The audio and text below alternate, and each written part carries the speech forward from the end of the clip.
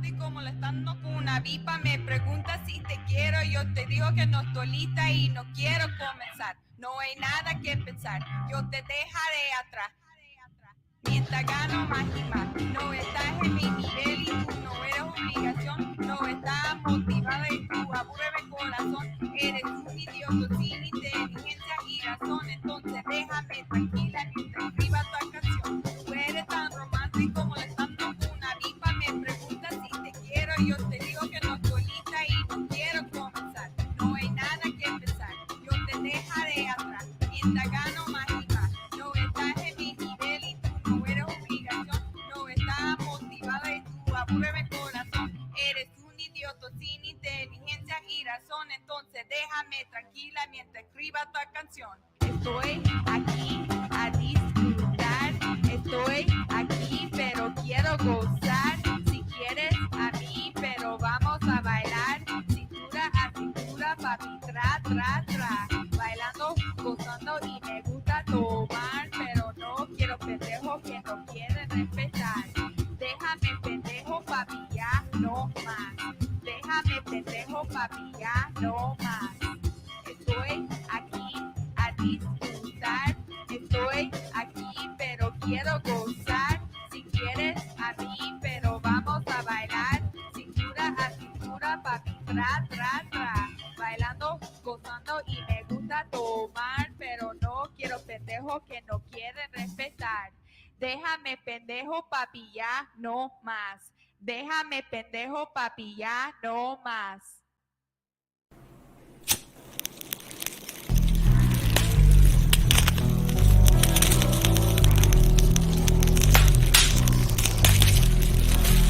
All right, go. In 5, 4, 3. That's tomorrow, and that is it.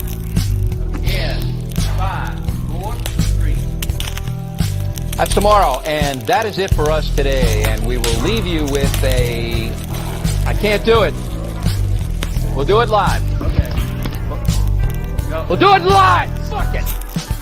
Do it live. I'll write it, and we'll do it live. Fucking thing sucks. 5, 4, 3. That's tomorrow, and that is it for us today. I'm Bill O'Reilly. Thanks again for watching. We'll leave you with Sting and a cut off his new album. Take it away.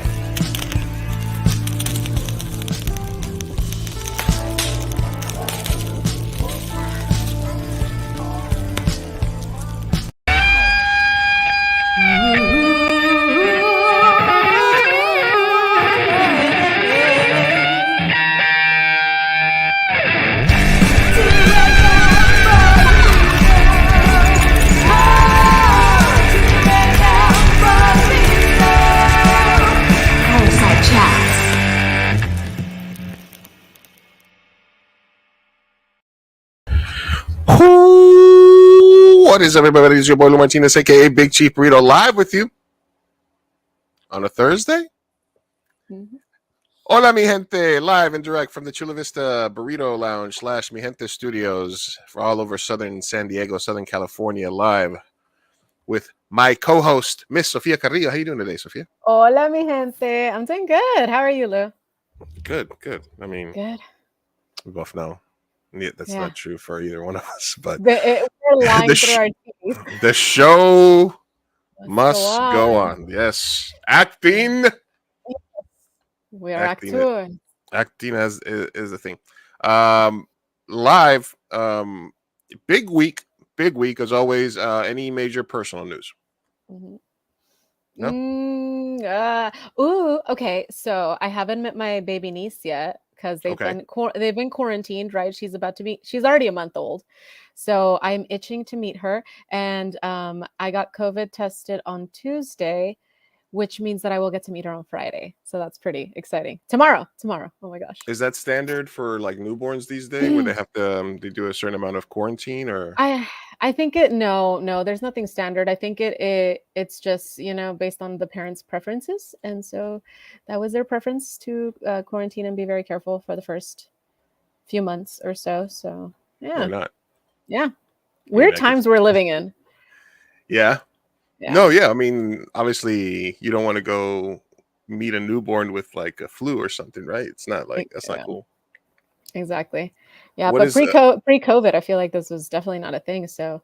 society You had the whole changed. family in there passing her around like a blunt. Just hey, here, Yeah. Isn't that this, wild?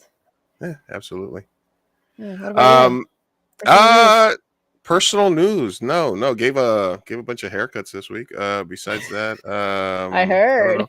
The dogs are okay. We did a guest spot on the homie Polly, the Latino Slant Show on YouTube. We were talking about This Fool on Hulu, which is a really good show. Very, very funny. I recommend that to everybody. I think it's a little bit different from One Day at a Time or Gordita Chronicles or Vida because it's really more of a mainstream modern comedy, like a straight up comedy, rather than a touching drama about a Latino family. You know what I mean? So it's just it's a little bit more hardcore than your typical fare these days. But I really enjoyed it, and I really got to be on a panel with Rosa and Ken Castillo and Polly, and then we had one of the writers, and she was an actress from Selena. She was a Latin Heat magazine. I forget her name, but really cool lady, an actress. I'm gonna remember her name here in a moment. But so that was cool. So trying to do more guest spots and panels and stuff like that where I can pontificate. It was weird being a guest on StreamYard when I'm used to always running everything and stuff like that. I could see him like working the buttons. I was like, oh, I remember doing that. But this is good. So the main story for this week was going to be that we did it. I was going to make a thumbnail like with the George Bush Iraq banner, like the "We Did It" banner, and us on the thing, because the day after we talk about Red Pill and Andrew Tate, he got canceled. He got taken off of Instagram. He got taken off of Instagram, Facebook, and then TikTok afterwards. And that was going to be the whole thing. And then, so that was going to be the main topic. And then Dark Brandon struck. Yes. And he canceled $10K of student debt, $20K if you had a Pell Grant, and also under the radar there, that if you were making your minimum payment moving forward, the government was going to cover all the interest. So 10K for anybody that was making up to 125 or 250 if they were married, 20K if you had gotten Pell Grants, and zero interest moving forward on existing loans. So it affected literally millions of people. So pretty easy. It's something that everybody can get behind, right? I mean, why would anybody be against giving people a little relief? No one would. I'm sure no one is opposed. Nobody in their right mind would oppose something that's so positive, and it's gonna pay for itself, because you know what? If you get an extra 10 grand, poor people don't put that shit in the bank or take it to the Caymans. They spend that shit. They're gonna go out to eat tonight. They're gonna go out. They're gonna buy themselves a little something on Amazon tomorrow. They're gonna come through and they're gonna throw some of that cash back into the economy. So it's really good for everybody. It's gonna pay for itself.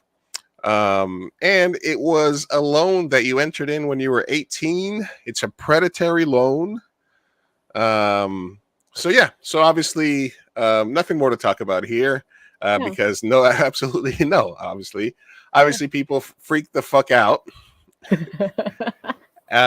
People freak the fuck out. Mostly the right, because they're the devil. That's what they do. So Dark Brandon actually got one right. He actually did a good thing. The only bad thing you can say about this is a clear one, which is he didn't go far enough. So you could, or they means tested it so that really, if you're even if they could have said if you make up to $500,000 a year, and I would have been okay with it, because I think that people, anybody in that range, it's going to help them out. 10 grand, 20K is going to help them out. And the majority of Pell Grant recipients are minorities, Black, brown, minority students. So it also affects our community and helps our community a great deal. Some people I saw post, they had 20,800. Now they owe like $800. Yeah. And their shit's almost all paid off. So that's awesome. That's awesome, because you start off with 2 points against you when you start off with crippling debt, and you enter a hard marketplace. Did it affect you? Did it affect people that you know? Recent college yeah. Well, a lot of people that I know, and then me personally, I actually just graduated recently, and I had to start repaying in September. Now this is all very new, so I don't know exactly how it's going to work, but I do, and it is a program that you have to sign up for. So I'm still looking for that.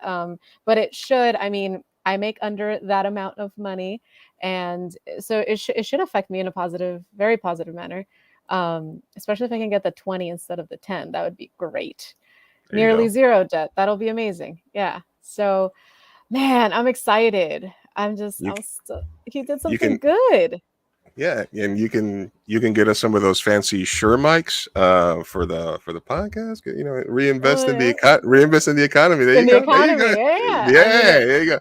It is all going to go back into the economy. See, this is what happens when you help the working class. You got to help the working class. Pell Grant crew, Karina, did you also get shave a little bit of that? Yeah, good. Congrats for stopping by. Yeah, so 10 grand, 20K if you had Pell Grants, and then and I think there was even more if it was like for a teaching degree. There was another aspect there to it. Predictably, everybody freaked out. Some of the better ones were, like I said, the only freakouts on the left were basically this didn't go far enough, but predictably on the right, it was free money, communism, socialism. I paid off my debt. Why don't you pay off your own debt? Predictable though, right?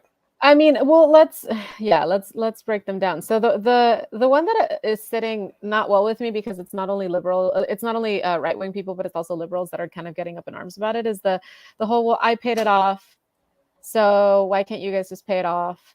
Or like, it's not fair for the people that did pay in full and now you're forgiving others and stuff like that. And so that I have to say, like, that stagnates all progress. You can't say, like, when we ended slavery, would it be unfair to the people that lived and died as a slave? Would it be unfair to them to, undo slavery for the future generations, because it would just be unfair to them? Would it be unfair for the people that died from COVID, for people to then be, to not have vaccinations or stuff like that, because we shouldn't progress, because it would be unfair to the dead? Would it be unfair? You could do that with anything, honestly. I mean, yeah, right to vote. If we stop blowing up planets now, this is from Death Star PR. If we stop blowing up planets now, that would be extremely unfair to the planets we've already blown up. Exactly. Yeah. Yes. From the Death Star PR crew themselves. Yeah, exactly. This is another one. Here we go. This is the old, would you stop the trolley? Would it be fair to the people the trolley has already killed to divert it now? Right. So yeah, you can't go backwards, man. There's no such thing as it doesn't work. That's not how any of this works. Just, what you eat don't make me shit. What I eat don't make you shit. So you getting 10 grand, 20 grand back, I mean, it is what it is, man. Sometimes you eat the bear, sometimes the bear eats you. I think it's a wrong way to look at it. The other ones they were coming out is like, why should bricklayers in Ohio be paying for lazy Harvard graduates who had a history degree? They immediately try to turn it into lazy liberals that have degrees that aren't worth shit. And why are we paying for them and bricklayers? Number one, you're not giving them. You Joe Blow, Joe Sixpack are not going to take an extra dollar. You're not going to have to write a check for 10 grand so that somebody else may, can get their back. No, you're going to pay 1/1,000,000th of a penny. The same way I don't get mad when my tax dollars pay for like $40 million in bombs, drones, shit that I don't believe in, police or other, like we pay for a lot of stuff with our taxes. We pay for foreign aid. We pay for, just because you ride on in Missouri on a road, on a federal highway that goes through Missouri, that shit don't have nothing to do with me. But so for me to say, I don't want my $5 in taxes to go to some that's just, it's stupid talk. It's crazy talk. It's crazy talk. Yeah, we're not bitching about the aid that we give to Saudi Arabia, the $500 million that we give them every year. So, or like the stuff that we give to other countries or to the military industrial complex, which is like trillions of dollars. I love how like, because we don't see that money, it kind of just goes poof, and then we don't report on it. It doesn't matter. But for some reason, people are so hung up on this because it goes directly to the people. I feel like we should, I don't know. It's just, we should be happy than anything. And it's not, and I'm on the boat of like, it's not enough. I feel like college should be free as a whole. But yeah, it's absolutely not enough. It's absolutely not enough. But it's not nothing. It's not nothing. Yeah, like this was a campaign promise, and like we're gonna give shit to Dark Brandon when he fucks up, but when he does good, you got to give it to him. You can't even Trump was right a couple of times. He did some stuff for inner city. He did some stuff for like just business zones and a couple of other things. And some of those shits are a little, some deregulation is not a bad thing. Exactly. So you got to be able to give it up. And the economy was doing all right pre-COVID. Trump economy pre-COVID was when you could argue that if COVID doesn't hit, Trump doesn't has a much better chance with a good economy to still be in office. So you gotta let Dark Brandon enjoy the movie. Nearly half of this is a good one. Nearly half of Latino student debt is expected to be forgiven under President Biden's plan. Wow. Not real. This insane. This is Olivia Juliana. She's the girl that was harassed that raised like $1 million because Matt Gaetz was calling their names. Nearly half of Latino student debt is expected to be forgiven. That's beautiful. That's not nothing. It's a good day. It's a good day. Oh man. All right, so predictably, Republican and look, and we know that both Republicans and Democrats are both hypocrites. Terrible. So they'll switch sides on any issue, no problem. But it was just predictable that the Republicans and the right wingers that were going to come off were not mad when we, like you said, $500 million to whoever, $1 billion here, $1 billion there. Sophia, I'm going to ask you, did you click on the comments tab? It's not there. It's not there. All right. Just making sure, because last time we had this issue. I swear. I promise you. Off topic. So predictably, they came out against it for various reasons. Okay. So never getting enough of this app. I just don't know how these people making $100K a year look to people in the face who change seniors' bedpans for a living or drive a truck or work the railroad or stock grocery sales or deliver their Amazon packages and say, yes, you give me $10K. I just don't get it. And then, of course, the receipts came out. And of course, she had $659,000 of PPP loan forgiven. More. This is another person that did this. $20,000 loan forgiven. Chuck Grassley. People. And it was the friggin' White House. The White House was dropping receipts. Okay, this is what Congressman Mary, whatever, Marjorie Taylor Greene. Yeah, the devil. government just to say, okay, well, your debt is completely forgiven. Obviously, they have an agenda for that. They need votes in November. So the timing is a pure coincidence there as well. But it's completely unfair. And taxpayers all over the country, taxpayers that never took out a student loan, taxpayers that pay their bills and maybe even never went to college or just hardworking people, they shouldn't have to pay off the great big student loan debt for some college student that piled up massive debt going to some Ivy League school. That's not fair.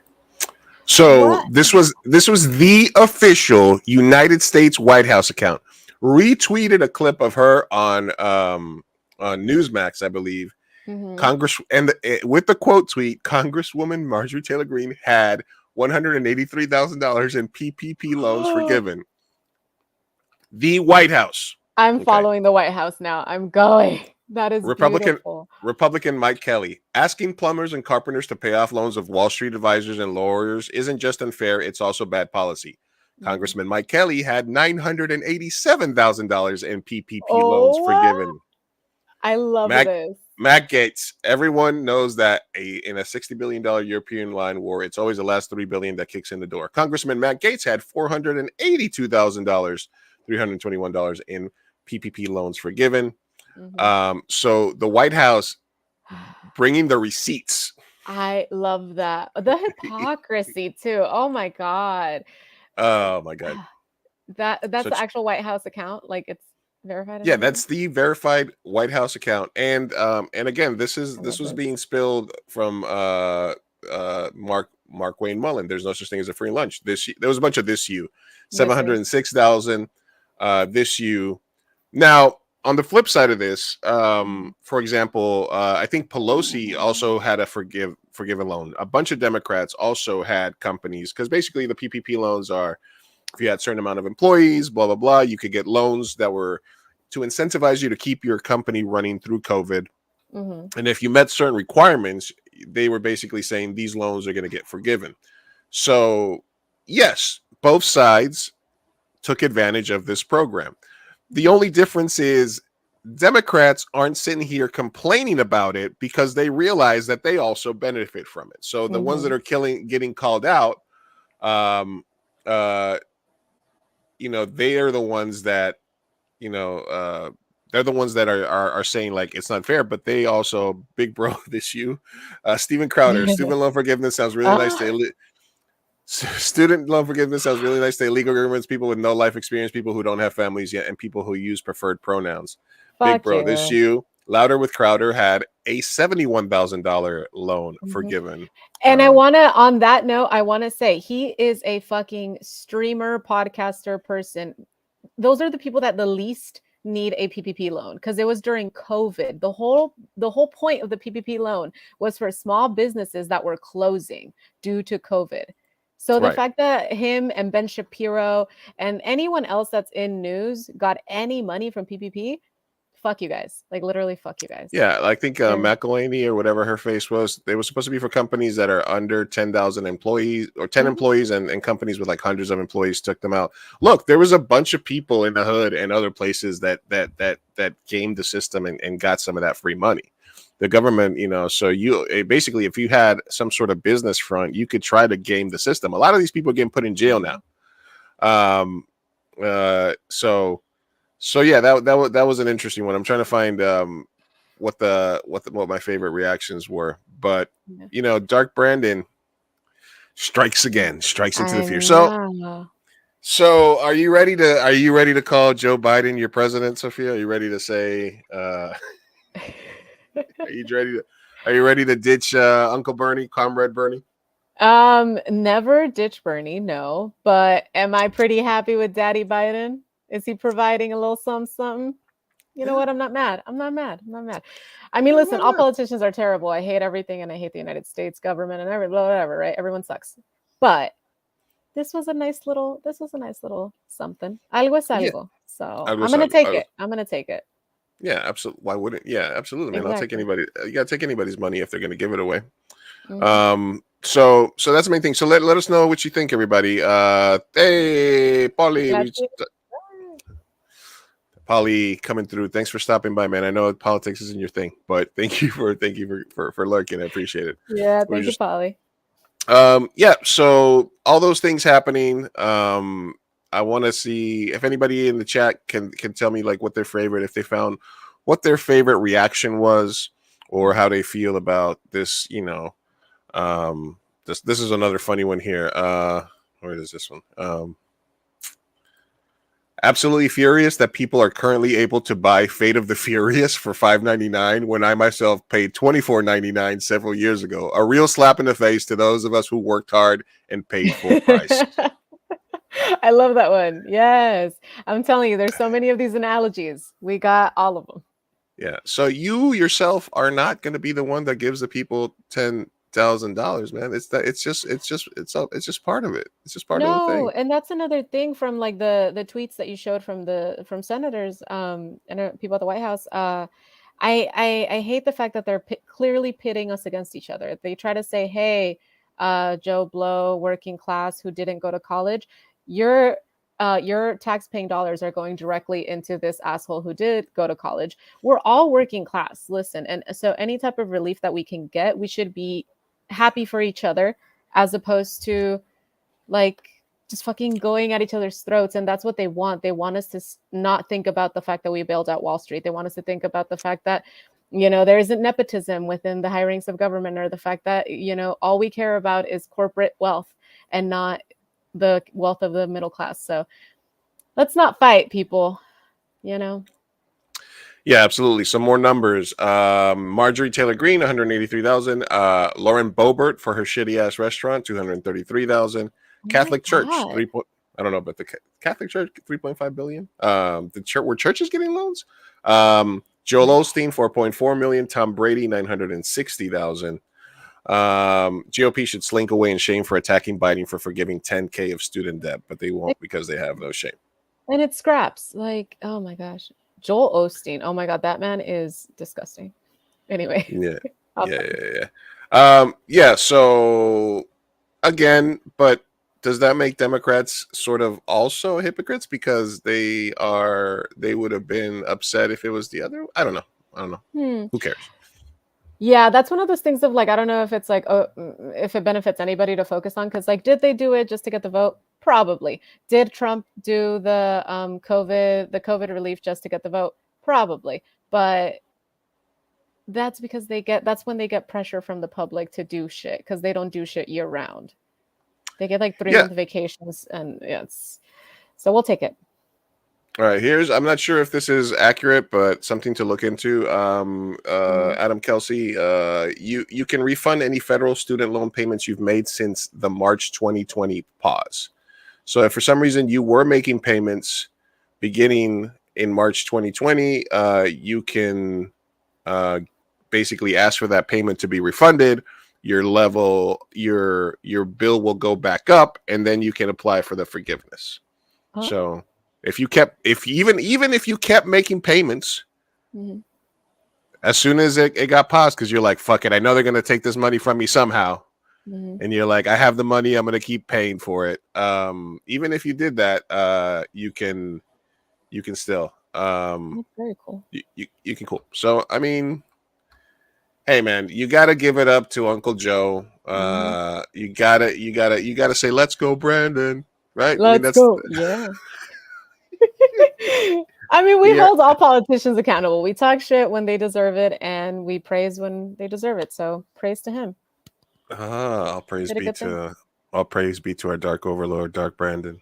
Yes. Oh, join the dark side, everyone. All right, love me some Dark Brandon. All right, so yeah, that was the major story that we wanted to talk about today. It looks like $10,000 in loans, $20,000 if you got Pell Grants.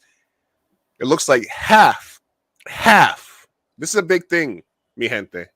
Yeah. Half of all Latino student debt gets erased this way. We love to see it. Yes, you love to see it, right? That's a good one. To see it. So, man, you know what? Like I said, if there's a time to do it, it's 2 months from the election. That's the right time to do something like this. I mean, he teased us. He he tickled our asshole with a feather for a while there, Uncle Brandon, right? He was like, I might yeah. You like that? You like thinking about that? And they did it. So will this be follow-up question? Will this be enough to bring out the because another thing I want to talk to you about is the insanity of right-wing TikTok right now, which is insane. So do you think this helps Democrats in November? I think it does, just because they're going to have a platform that to run on. Because other than that, they hadn't really done anything to benefit the major public. So I think it's definitely going to be beneficial, and they're also targeting younger people. This is, this helps them, Gen Zers. Hey, millennials, we're friends. I personally think that universal health care would have. Not if you part your hair down the middle. What is it that you're not supposed to do? Oh, right. No, yeah. So I'm old. I'm a millennial, so I have it parted, on the side. But Gen Z will make fun of us because they part it down the middle, like the 90s. They dress like it's the 90s. Okay, got it. Butterfly clips came back. It's a whole thing. Anyway, we'll do a TikTok segment with you eventually with Gen Z. Yeah, okay. But yeah, no, I feel like universal healthcare would have been probably the most popular. But I know that they're targeting younger people. I think it's going to help overall. However, like you said about right-wing TikTok, I don't know what percentage of the country is radicalizing right. So we shall see. This is a social experiment, the United States. Yeah, it's a social experiment. Yeah, no, absolutely. Look, I think that there's a fringe on the right that's going all in on let's just make this like totalitarian. Let's like they're going like full on. Let's split this country in half. And I'm okay with that, even though they've been about freedom and don't tread on me. Hey, shut up, dog. Sorry. Even though they've been like all about freedoms and don't tread on me and all this stuff and fuck the government, there's a big segment that's okay with like they're okay with a dictator as long as it's their guy, right? Their entire messaging right now is basically it's our guy and we know better, and you're seeing it play out continuously. Very few Republicans are conceding. If they lose an election, they immediately go to this was rigged, this was da da da da da. You see them blatantly flaunting church versus state. They're basically saying that church versus state is not what the founding fathers wanted. They're very openly against. They're back to blue, but now they're openly threatening the military, right? So I think it's just like it's just breaking down. It keeps fracturing what it means to be a country, and you're talking about two very fractured sides. As an example of this, here's something that came out this week as well. They want to say it so badly. If you told the founding fathers that everyone who lives to the age of 18 would be allowed to vote, they would have surrendered to the British on the spot. It's insane to allow everyone to decide who governs the nation. Impossible to keep a free society that way. Matt Walsh, I say again that way too many people are allowed to vote.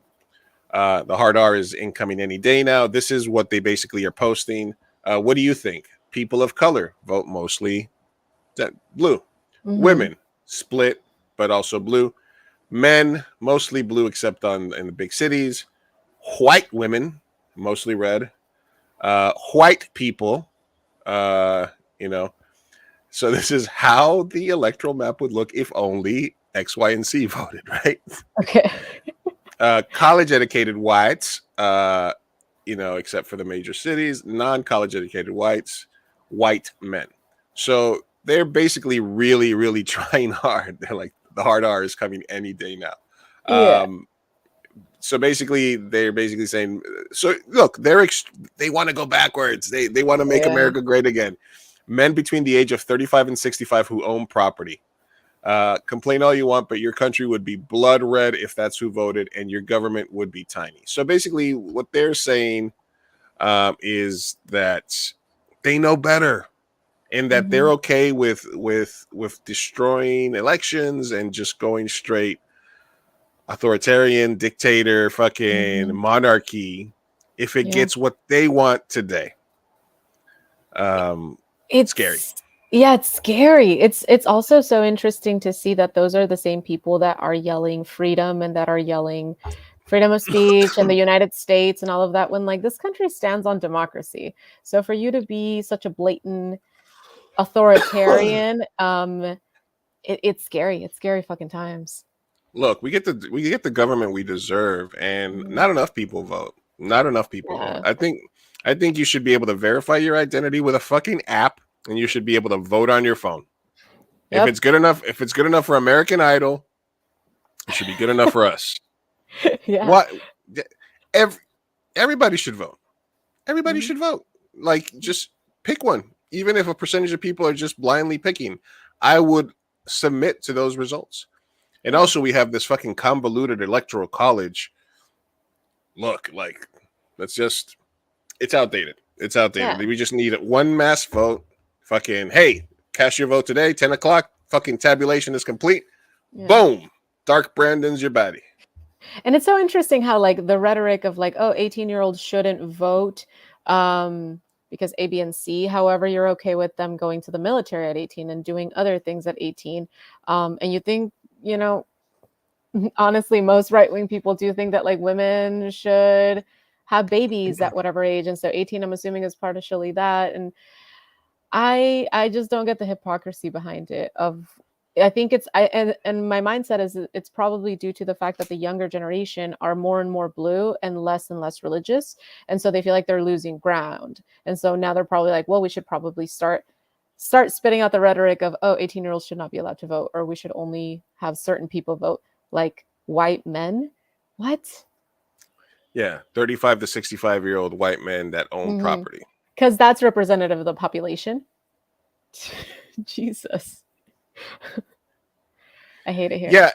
Yeah, no, I lost the train of thought here for a second, but I think that what's troubling the most to me is that they're so okay with just completely flipping on their own values if it gets them the immediate gratification, and they're all very angry at how the country went down the drain, and how in 4 years we were able to restore our standing in the world, when the rest of us are like, no, everybody was laughing at us for 4 years when everybody was making fun of us. We were laughing stock. We were ostracized. We were a joke, and it just feels so weird that that this is happening. Right. I think I had a point to make there, but I completely forgot it. So I'll just move right along. Yeah, there you go. If you go back to it, just spit it out. Yeah, absolutely. So the other interesting part about this, and there's a long ass thread. We'll play a couple of the videos from it here. But basically, I was about to start TikToking. Like everybody's like, you have to do clips, or you have to do stuff on TikTok. You have to do this. You put your dogs on it. You got to do a bunch of shit. You got to TikTok. And I was like, I've been so apprehensive. Because I mean, it's not different than anything else, but it's just one more thing that you have to update and shit. Yeah. But I didn't know that how crazy. I thought it was all fabulous gays and little kids going like this. Yeah, exactly. And chicks showing their tits, and people with dogs and stuff like that. I didn't realize that the whites had gone crazy on there. There's so many psychos on right-wing TikTok. It's incredible. This is a thread by Michelle, Living Blue, Texas, and she has just. I'm just gonna play a couple. Oh, okay. I'm ready. Government today, then weaponizing the IRS, going after our 2A, the FBI actually targeting the former president. Who's ready to civil war with me? Comment below. Who's ready? Who's coming? Who's coming with me? Let's go.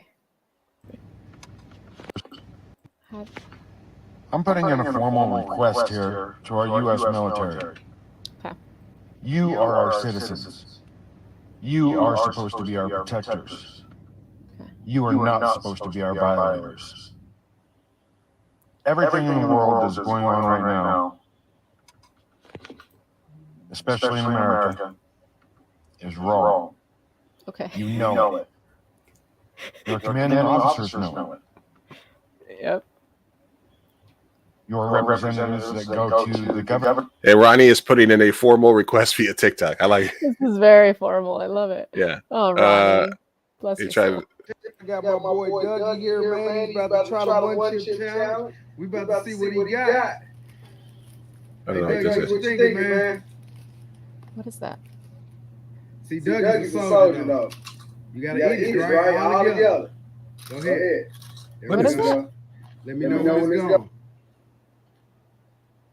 Oh, is I that don't the hot chip? Let me look like, Oh no, poor Dougie. He's gonna okay. die.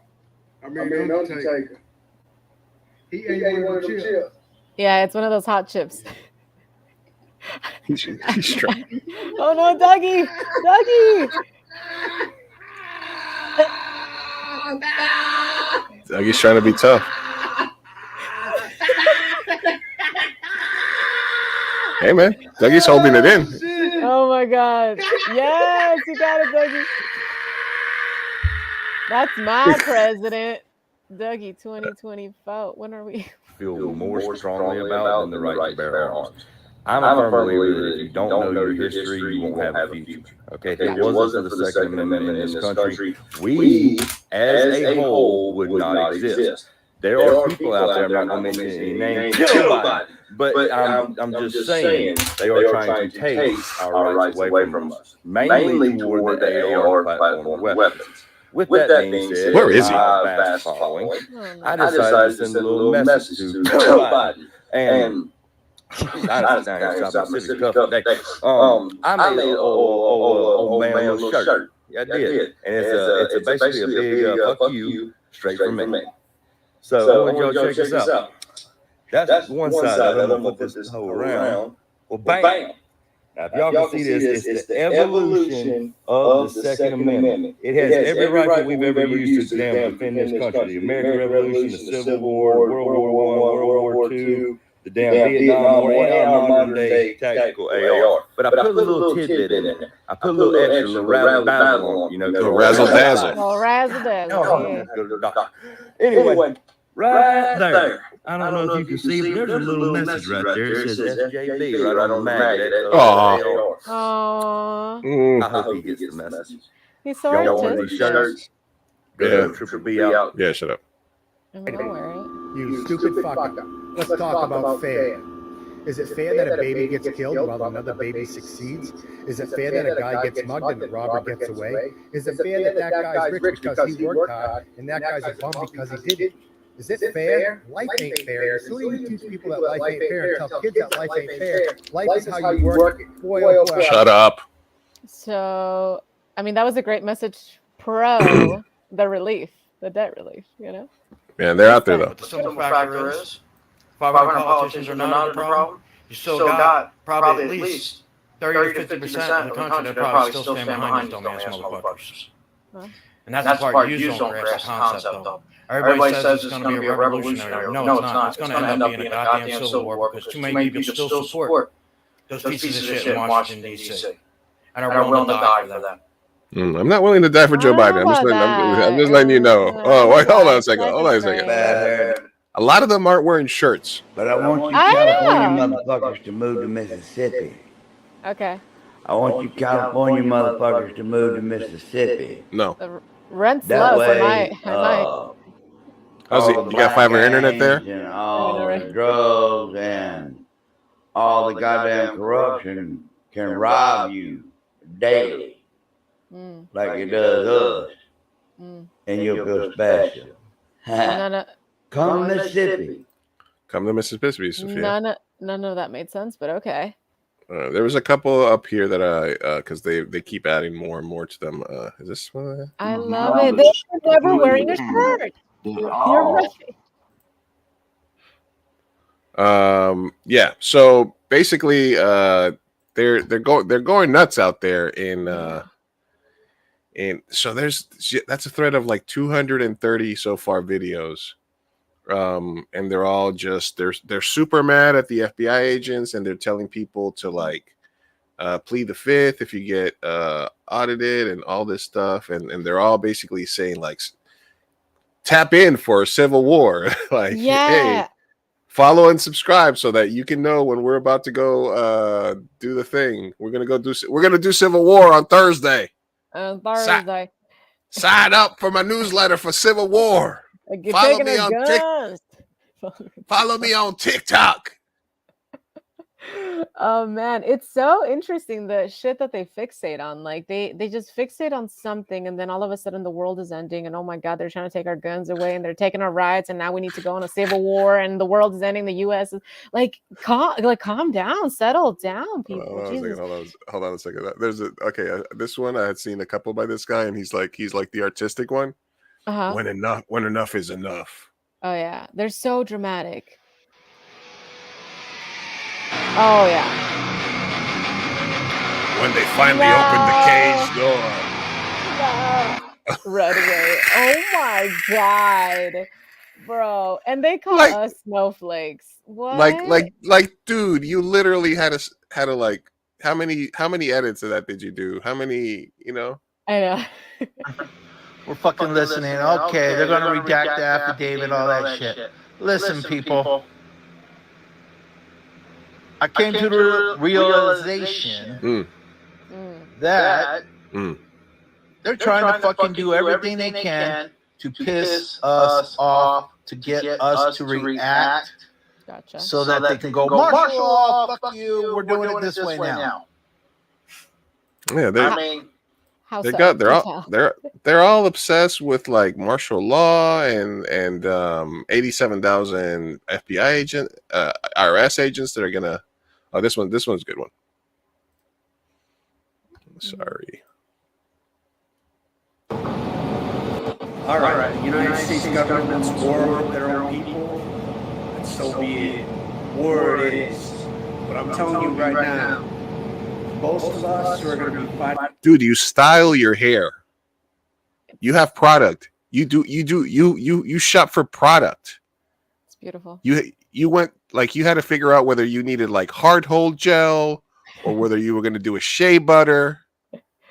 And you get that professionally styled. You get that cut by somebody. You ain't doing this yourself. Yeah. That's not a COVID cut. He is groomed. My boy is groomed. You're groomed, homie. And you want to go to and you want civil war? Fighting for your freedoms here in this nation are going to be classified as racist, Trumpist, and all different kinds of things to prevent these corrupt politicians, both Republican and Democrat, from destroying your lives, your freedom, and this nation even further. You want war with me. You got a Mandalorian shirt on. What do you? People, most of us are vets. Most of us are 3%ers who know our rights and aren't afraid of any tyrannical government. You want war, we can guarantee you somebody else will be raising your children. Oh, well, I mean, hey, that sounds like free daycare to me. Out a particular group of militia. They're called 3%. Yeah, I've been part of the orientation. Yes, they tried to recruit me. No, I didn't join because they want to sit there and claim to be law-abiding citizens. They want to sit. Jacob is mad. He's also on TikTok. Oh, there it is, another one with no shirt. Shirtless. Democrats are going to likely retain the Senate. Yeah, it looks like we're going to retain the Senate, but lose the House. This man is the leader of the GOP. Oh my God. So why is he saying? Can you imagine being even more right wing than Mitch McConnell? Can you imagine that there's people that say Mitch motherfucking McConnell is a rhino? Mitch McConnell, who stalled Obama's agenda for 8 years, who said literally, our only goal is to stall the agenda and be a disruptor. That guy is not Republican enough for him. That guy is not Republican enough for these fucknuts. These things. I'll tell you why. He's saying these things because they're setting the table for you already. They know what they're about to give you. They know what they're about to do. And believe me, you're not going to have a say. Something is going to happen. Something is going to happen where the elections are going to get. You know what's not going to happen? I'm not going to put on a shirt. I know, right? None of these Republicans. I'm going to give you a list of things that are going to happen and not going to happen. Me putting on a shirt. Going to stop. In a time of war, did you know in a time of war, they can actually pause the elections? And okay. Yeah. And dramatic pause there. They always do dramatic pauses. Some kind of false flag is going to take place. They say something as if it was so impactful. I promise. They take a dramatic. Why? pause. Because they're scared. They're scared, and they need to be. But I want you to be prepared for something else. Let's say we do win. Let's say we sweep the Congress and the Senate. He's got a vape, or what's he got? Antifa will be unleashed. Antifa. They will unleash Antifa again. Right now, they have them corralled. Why? Because Democrats have power. Mitch McConnell needs to go. He is a Ryan. That guy, he's shaking. Wait a minute. Shaking. All right. Well, who gave you the permission for the vape, dude? Oh my god. No shirt, no vape, no service. Antifa, and a lot of them can't say Antifa. A lot of them can't say Mar-a-Lago. Its own citizens. Mar-a-Lago. Wow, the voice. You should get mad at the guy who sold you that HGH. This man should not be wearing a shirt. Did you hear that damn Mike Pence defending the raid on Mar-a-Lago? Mar-a-Lago? They do sound like they've had a couple of whiskeys in them before. All right, this one's like bragging about FBI visits. Yeah. They're promoting different militias. Any of these actually made sense to you? Like they just say random sentences like they don't want us to win and shit like that, and then it's like, okay, but like make a point. I don't understand what you're speaking. The thing is that they themselves are fractured because the extreme, like look, they're all right of McConnell, which is scary, but the even more right ones are like Q. So they believe in like lizard people and JFK's alive and all this other random shit. And then some of them are just like, no, we just want to be racist. We just want to say it out loud. We just want to go back to women in the kitchen and stuff like that. So they themselves are fractured. So listen, I always say the chances of the government turning on you is never zero. And I 100% completely support everybody keeping their guns because you never know when fucking people are going to turn insane, right? It's happened before, right? So the part about them being adequately suspectful of the government is in itself not a bad thing, but that they latch on to these that they're not really connected with what's really happening is incredible. That they can't take a look at something. So none of these Republicans, I mean, and these are two separate issues, obviously, but have somebody that in their family that went to college. There's no young Republicans out there that had to get a loan from Mississippi. That, you know what I mean? Yeah. This is more them reacting to like the IRS agents and stuff like that. But it's the same crowd. Yeah. You know.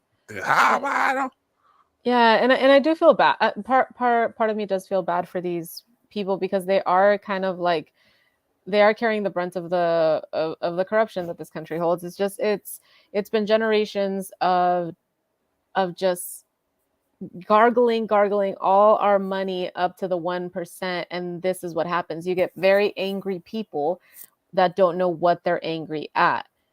Just because like they don't have benefits, they don't have any security financially, we're all kind of fucked. So I understand the anger. The problem is that it is misled, and they're just looking at this point to follow any blind cult leader that'll feed their anger, and it's misled, unfortunately. So. Yeah, it's weird that the Trump space is basically evangelicals who aren't really very evangelical because they overlook his unevangelicalness. Yeah. Just because they know that he will pass their rules, right? Their laws or their agenda, and super poor people that believe he's their savior, even though he would never like touch their hand ever. You know, So Santa apparently got in the mix. They're worried about their power. They're worried about the threat to their power. See what I So mean? then they They're steal the worried. election and put Joe Biden in. And now they talk about treason. How did America get started? Treason. We got mad at England. We committed treason against the country that we came from. When we went to the Civil War, what was that? That was treason by the South. And yet they don't want the people to rise up because they're scared of their power. Get ready for the fight, people. It's coming. And it's coming very, very soon. Be ready or be left behind. It sounds like another January 6th is about to occur any moment. I thought he was going to say that our presents weren't going to be delayed. Yeah. Oh, here's this guy again. If you do something bad to us, we are going to do things to you that have never been done before.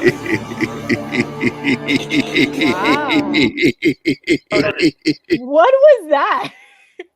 I was enthralled. I was wow, hypnotized by his beauty. I think that slow wink. Yeah, the slow. I mean, just you. Oh my god, that was scary. That was terrifying. You picked out your outfit. You did a whole thing, man. You shaved your head extra special for that. So anyway, shout out to Michelle. She retweeted a bunch of stuff, but she has. If you want to laugh, go to Living Blue, Texas. Yeah, Living Blue, Texas, and she there's a whole thread of these guys popping off, and there's like literally 200, and it's all 99% is angry white dudes on TikTok. And I just found out that my roommate, the Crazy Dental, was telling me that he was on TikTok and that he's like finding love on there. So did you find him? Oh my god, did you find him? No, I didn't. I can't. I'm not doing it. I can't do it. I can't do the TikTok. I mean, I know I should do that from a practical business standpoint, that I should do it, but it's like, no. and Did you find your roommate? Did you find him on TikTok? I bet you he's a right wing conspiracy freak. Like he has to be. I don't know. That's the old guy, right? Yeah, he's the old guy. Oh my god. Okay, next time I'm at your house, I'm gonna ask him. I'll be like, can I have your TikTok? Yeah, man. There's just look. Okay, this is another thread that I'm not gonna go through it, but there's just you can just see that looks like him. I thought that was that looks like him, dude. He's gonna pop up here any second. But they're all so angry, dude. But just like how are all these old white dudes just on their phones doing TikToks all day, so just complaining like this guy's got a gaming headset on and he's in his car. Why would you put that? Oh, that's the only he had a wireless headphone and he didn't trust the audio from his phone. He wanted to make sure it was professional. Gotcha. Yeah, you got it. All right, got it. Queen. Karl Marx, this guy posted getting ready for the Civil War. No another offense, bearded guy. Yeah, this guy, Santa. Yeah. They're out there, man. They've. So that was one more thing that made me sort of be like, do I really want to get on TikTok if that's what's happening up there? Well, no, my algorithm is very gay, so I'm happy, and dogs. PPP. Yeah, I saw that today. You had somebody get your money? Oh, they closed this. Did you hear about this slide that they opened up, but people were just like falling down and like yeah. People just going down and getting housed, just like boom, boom, to the point where and I think it's on here. The guy had to make a video. The park ranger had to like make a video showing them how to properly go down the slide. They're like, you fucking idiots. He's like, you fucking idiots, you're gonna kill yourselves. You gotta go all the way here and you gotta stay upright. Because I think it's like if you like lay back, you're good. You'll like you'll like launch off. You know what I mean? You have to I need to see this. I genuinely need to see this.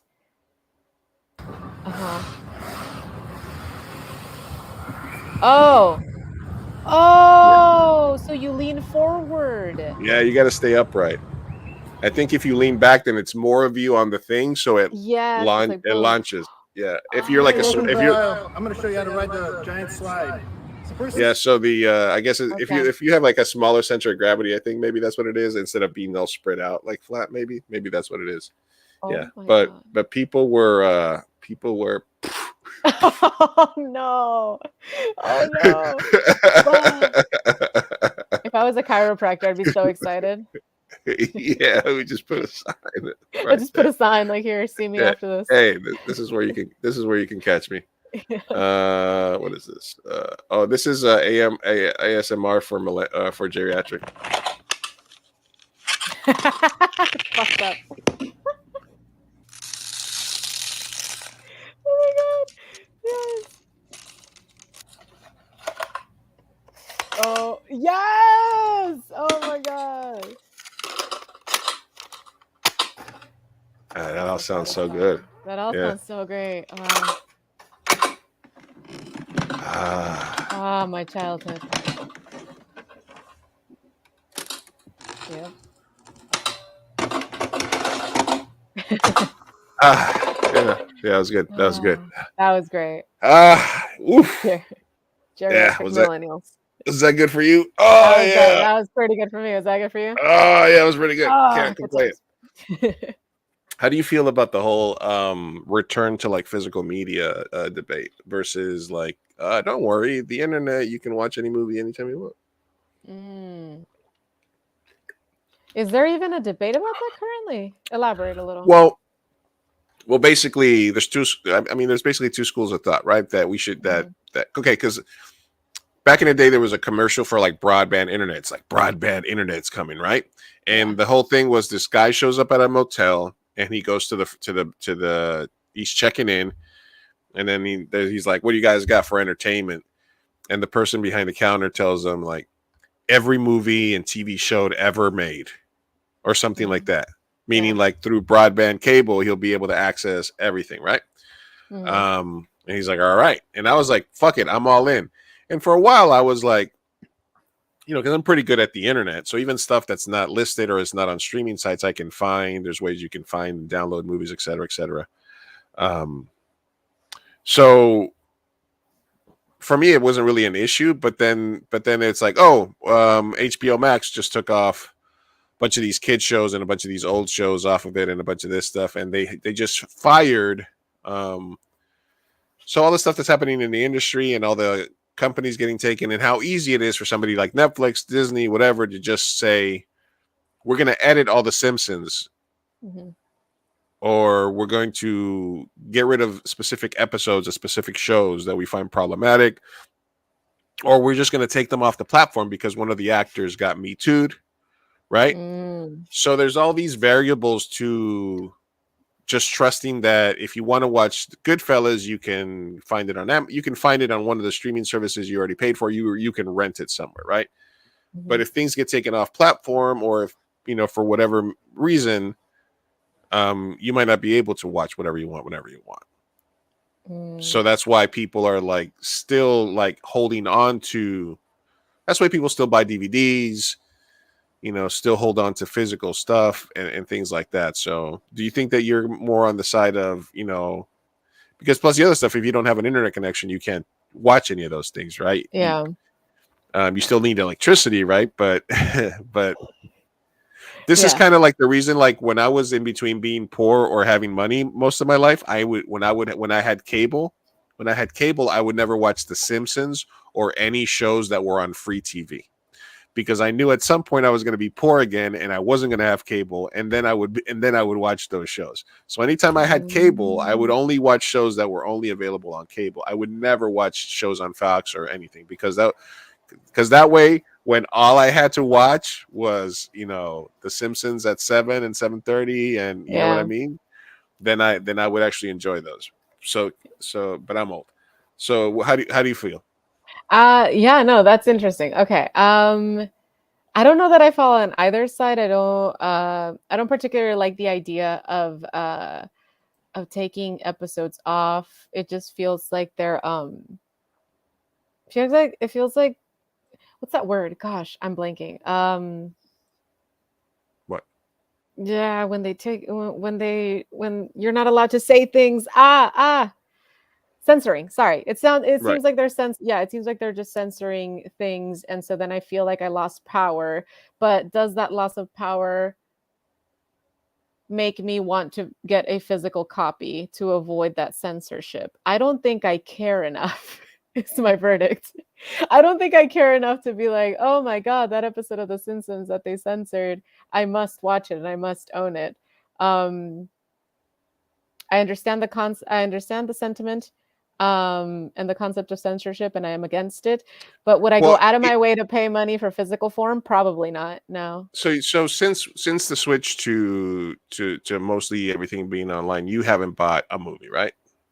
No, I have, but it was more so because I really loved the movie and I wanted to financially support it. So like The Cabin in the Woods, and I wanted to see the special features and stuff like that. So I will only buy a physical form if I'm like, oh, if I someday don't have any form of entertainment, I need to have this physical thing to watch. Because as when we were kids, when we were younger, we would move a lot. So there was a lot of times where we wouldn't have cable, we would have internet, we wouldn't have a lot of stuff, and so we would just have a DVD player and a TV, and so I do still buy DVDs, but I do it as a form of like, here financially, I want to show you that I like your content, if that makes sense. Yeah, I think that's why people, it's still something that when for GoFundMe and stuff, like physical copies of film is a great way for people to support stuff like that, like you said. Yeah. Yeah. So I see it more like that and less about the censorship. That doesn't bother me too much. I guess it sort of does in principle, but I don't care enough to like want to have The Simpsons on DVD. Yeah, but I think it's also like people also like to buy records because there's a difference. Like, don't you feel like you have somebody over, they're coming over, it's you let's pop in a movie. It's not the same thing to grab the remote and start scrolling and then all right, let's try Amazon, let's try Hulu, let's try this, as it is to open up a thing or look on a shelf and be like da da da da da da da. You know what I mean? Like it's just a different thing. And open up the DVD, boom, boom, boom, press the button, sit back, boom. Yeah. Let the magic. There's something to that, right? Yeah, no, I agree. I do. I am a sucker for nostalgia in that sense as well. So I love a good book. Because I still have a ton of. I mean, I haven't bought DVDs recently, but I still do have a ton of old. And when Kurt moved to Florida, he gave me 2 big boxes of DVDs, and I'm just like, so as opposed to before when I didn't watch cable. I didn't want, you know what I'm saying? Now, a lot of those old movies, like if I move somewhere and I don't have my internet set up, I know that if I have my PlayStation and my TV, at least I'll be able to pull out a DVD and play it. You know what I mean? Yeah. So that's where I buy a lot more as well, because like I said, I used to move a lot. So that was kind of like, I need some form of entertainment if I don't have Netflix or the internet or anything. Yeah. I didn't know that debate was going on. I think it's just more like a conversation than a debate. I don't think it's like raging or anything. It's just like the more it happens where certain thing gets taken off of certain platforms, there's the possibility that some shit you always thought you could see is there. Yeah, you know? No, I feel it. I also feel that a lot with books, in the sense that I don't have a Kindle. I don't buy any online books if I can avoid it. I try to always go for the physical, which there's an ethical complaint as well as to trees and all of that. But where do you fall on that? Do you read books often, and do you prefer them online or in I prefer physical form books. I have a Kindle and I have free books on there, but there's just something about being there that I would much rather, if I'm sitting poolside. Yeah. You know, and I have a little paperback sitting there, but I don't. I was a voracious reader. I was when I first moved from not the first move. One of the times that I went back and forth between the US and Colombia when I was like 12, 13, and we were in a pretty, like, I didn't have any friends or anything there. I would read 1-2 books a day sometimes. Whoa. I read a lot. I would read a book a day. Sometimes. So I have a lot of love for reading. Like I read every Michael Crichton book, like mostly, and just all kinds of different books, adventure books, stuff like that. I was always a big reader, but recently, honestly, I don't have time for it. Yeah. Out of all the things that I enjoy doing, like I don't read books and I don't play video games anymore. Two things that I love to do. I had to physically remove the PlayStation from where I work and edit because it would slow down my other, It's time. There's It's an investment of time. Yeah, and I've wasted thousands and thousands of years playing videos, finishing video games, creating soccer teams that I played like 50 seasons for and like shit like that. Like I was a huge video game guy, but I enjoy making films, editing, and doing podcasts and doing more and editing stuff more now than I enjoy. So I think that in my later years, if I have more time, then I look forward to having like a room with my old video games and being able to sit down and play, and being able to sit down and pop in a DVD of an old movie and just sit there and like watch it, stuff like that. I think that's cool. Yeah. So all right, palate cleanser. Palate cleanser. Another slide. Oh.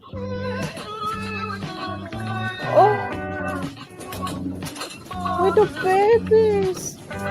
Oh my god, and they're waiting for each other. Oh my god.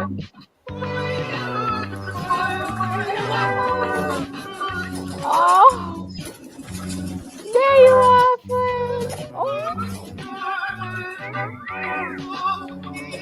A human. Oh my god, where is this? I need to take honey.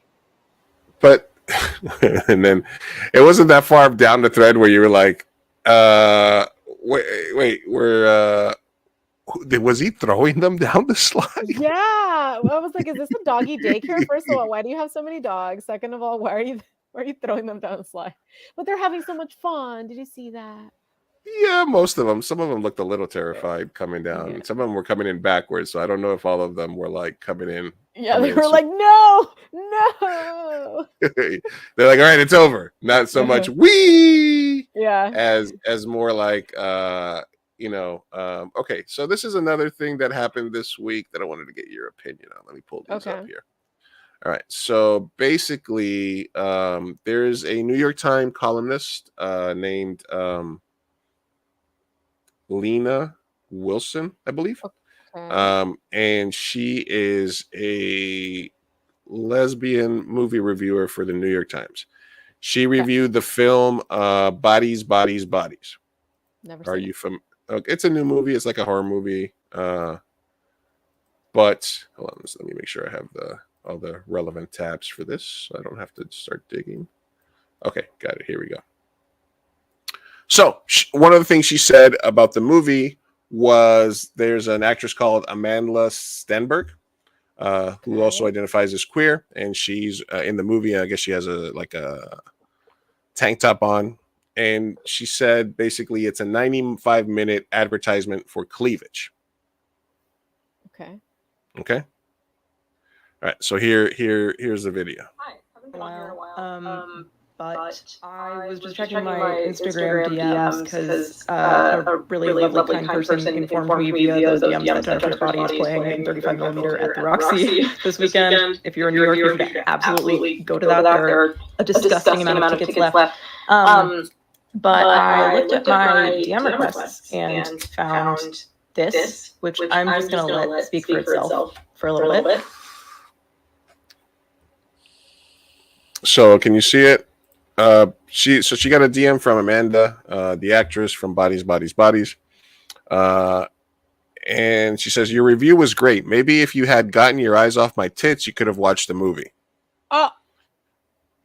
Okay. Because she said it was a 95-minute advertising for. So she's queer.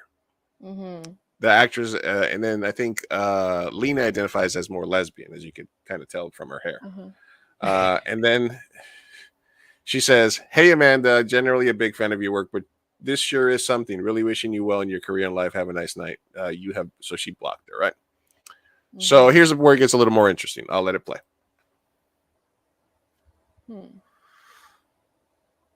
For context, if you haven't seen, I reviewed Bodies, Bodies, Bodies for the New York Times, and really didn't like it and said so. Ironically praised the acting, though. I don't want anything else to come of this. I am devastated to have received this message in the first place. I was a genuine, huge fan of hers. But I'm posting it because I don't want this person who has more social power than me to think that it's fucking okay to do something like this. And that's all. Interesting. They're All right. fighting. So far, right? She basically says she's let me pull up this other girl so you can, because I think there was another part where the other girl. So first part, she's saying she reviewed the movie. She doesn't. She praises the acting, but she says it's a 95-minute advertising for cleavage. And then one of the actresses from the movie hits her on their Instagram and says blah blah blah, this and that. Right. So far, how do you feel? Man, I feel conflicted. I feel like I need to watch the film first and foremost, but it feels icky to have two queer women fight.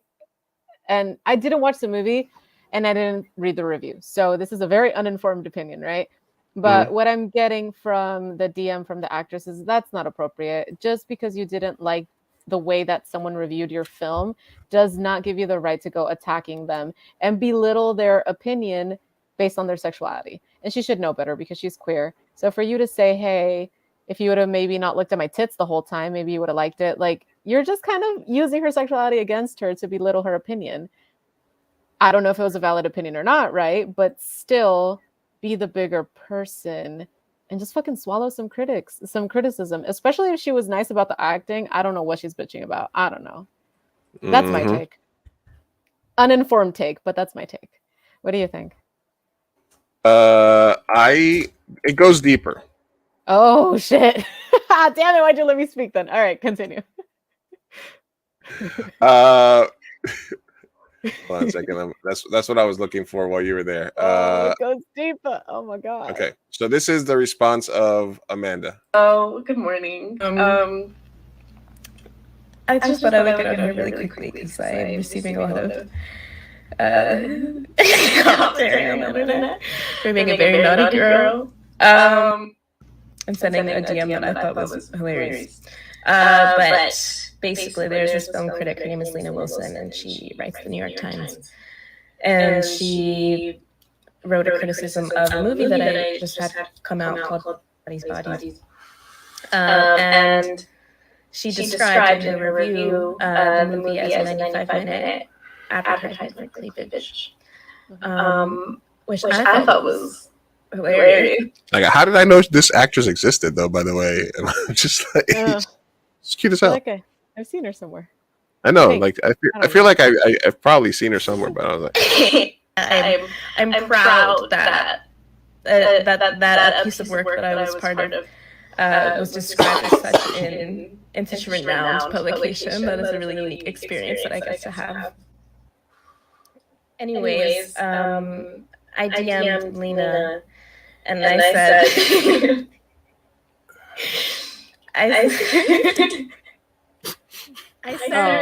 I said, great review. Maybe if you had got your eyes off my tits, you could have watched the movie. All right, okay, listen. I thought it was hilarious. There's a little overlap. Because Lena is gay, I'm also gay. I thought that as gay people, we would both find this comment funny. I was also curious to know what Lena would say to such a statement. But Lena decided to publish and also says that I am homophobic for saying that. The intention of why I said that, and this is my experience as an actress. It's quite surprising. I mean, it shouldn't be surprising, I guess, at this point, but the amount of commentary that I receive on my boobs is so extreme. And this has happened since I was a teenager. I could literally be wearing a t-shirt, and just because of the size of my boobs, there will be some sort of sexualization or commentary on my chest. In this movie, I'm wearing a tank top. And I know that when I'm wearing a tank top, the result is there's going to be some cleavage because I have boobs. So I knew that this comment was probably mostly directed towards me, and I think that Lena was going to make a commentary about A24 sexualizing me, sexualizing my body, exploiting young women in order to sensationalize them, to make their media more popular. I understand the angle. I can tell you that I wore this tank top in this movie because me and the costume designer thought that. All right, so she's basically little over laughing on the storytelling, little extra on the laughter. But here's where it gets more interesting for me. So was she inappropriate in writing that to the film critic? Maybe, but then the film critic putting her on blast actually makes it a public. So she's basically saying, I don't want this person to have power over me, right? I don't want this person to have power over me. So instead of just keeping it a private thing between now, I'm going to make it public. You know what I'm saying? So it's kind of weird that her whole thing was, I'm devastated by this, and I don't want her to have power over me, etc., etc., etc. Yeah, oh, go ahead. No, go ahead. Well, I was just thinking it's really hard to comment on something because again, I haven't read the review and I haven't watched the film, right? So okay. This is a social experiment. Here's the thing: there are some films that I would argue are like sensationalizing and over sexualizing as well of young teenage girls or young actresses and stuff like that. So I can understand the angle of the critic to say something along those lines. It sounds like she had more issue with A24 and the wardrobe. And then as an actress, I can also see how it would be devastating to get reviewed and to not really be a focus of your acting and more so on your tits. Like, that's very offensive. So I'm offended for both on both sides. And I don't know who the fuck is right because one person is wrong and I don't know who it is. That's right. This is I'm having fun because as an actress and as a gay, this falls right in your alley. All right. Can't we all just get along? All right. So now let's get to better know Lena Wilson. How about that? Okay. Because I think because you saw what she did, you've heard the response. Now let's go a little bit deeper into this New York Times review. Okay. That make me particularly well for this line of work. Right, this is a video that this is a video she unironically put out talking about how her qualifications as a movie reviewer. Okay. People that make me particularly well suited for this line of work. The second part is all the things I've done to get where I am, which might be slightly more replicable for you guys. Part one, those four things. Number one, and perhaps the most crucial thing, is that I'm a very talented writer and I'm particularly skilled in the art of cultural criticism. This is not a flex. My therapist will be gobsmacked that I said something so self-affirming in such a public venue. However, I think that we all just have to accept at this point that it is true. I'm from a family of writers. I'm a reader. Writing has come naturally to me for my entire life. I've received awards and praise and other forms of success for it, always. I'm sorry, what? Can you not hear it? Yeah, the echo makes it a little difficult to understand. But it wasn't doing that before, though, right? No. Just on this one. I don't know if it's the volume or something. Yeah, I'm trying to. Okay, here. Let me just back it up a little bit. I'll try not to play it. I come from a family of writers. I'm a reader. Writing has come naturally to me for my entire life. I've received awards and praise and other forms of success for it, always. And arts criticism is a very particular form of writing that I seem to just be naturally good at. It is an art form just like screenwriting and poetry writing, two kinds of writing that I cannot do to save my fucking life are art forms. And I have never received any kind of formal schooling in arts criticism, but here I am. Again, not a flex, just a fact. The first thing I ever wrote for the New York Times, I wrote at 24 years old. It was barely edited and it made the front page of the literature section. Right, so 24 years old, published in the New York Times, barely edited, front page of the cultural section. Okay? So that's what I'm working with. The second thing, which is also really important for arts criticism, is that I have a point of view. Arts criticism is not about saying whether something is good or it's bad. You should watch it or you shouldn't watch it. It is about having something to say. It's very possible you followed me or found this page because you think I have something interesting to say about genre films, particularly horror, and or the state of the representation of women and other marginalized people in film. And I sure do write about those things a lot, but even when I'm not writing about those things, I make sure that I have something interesting to say. For instance, last week, because it was Valentine's Day weekend, I was assigned to write about a rom-com and a teen romance, and I pulled from a wealth of knowledge for both of those things that goes beyond, my normal dog and pony show. Which leads me to number three, I am very knowledgeable about things that I write about. I watch and read a lot of things. Okay, so now the other curious part about this is that in her initial post, she said, "You guys need to go watch Jennifer's Body," and then talked about how she didn't like a movie because it was objectifying women. So yeah, so okay, you can take that as well. All right, so a little full of herself, Yeah, right? I was gonna say, she's not palatable in my eyes. All right. So here's a great breakdown, and this is a breakdown of the video we just saw. Among the many insufferable points in the video, it's a great example of how nepotism babies think they earn their way in. She touts being on the front page of the New York Times culture section at 24 without mentioning her dad is an editor at the paper. Yeah. Okay. All right. Yeah. So at 24, she got into the New York Times, did not mention that her father, she said she was from a family of writers.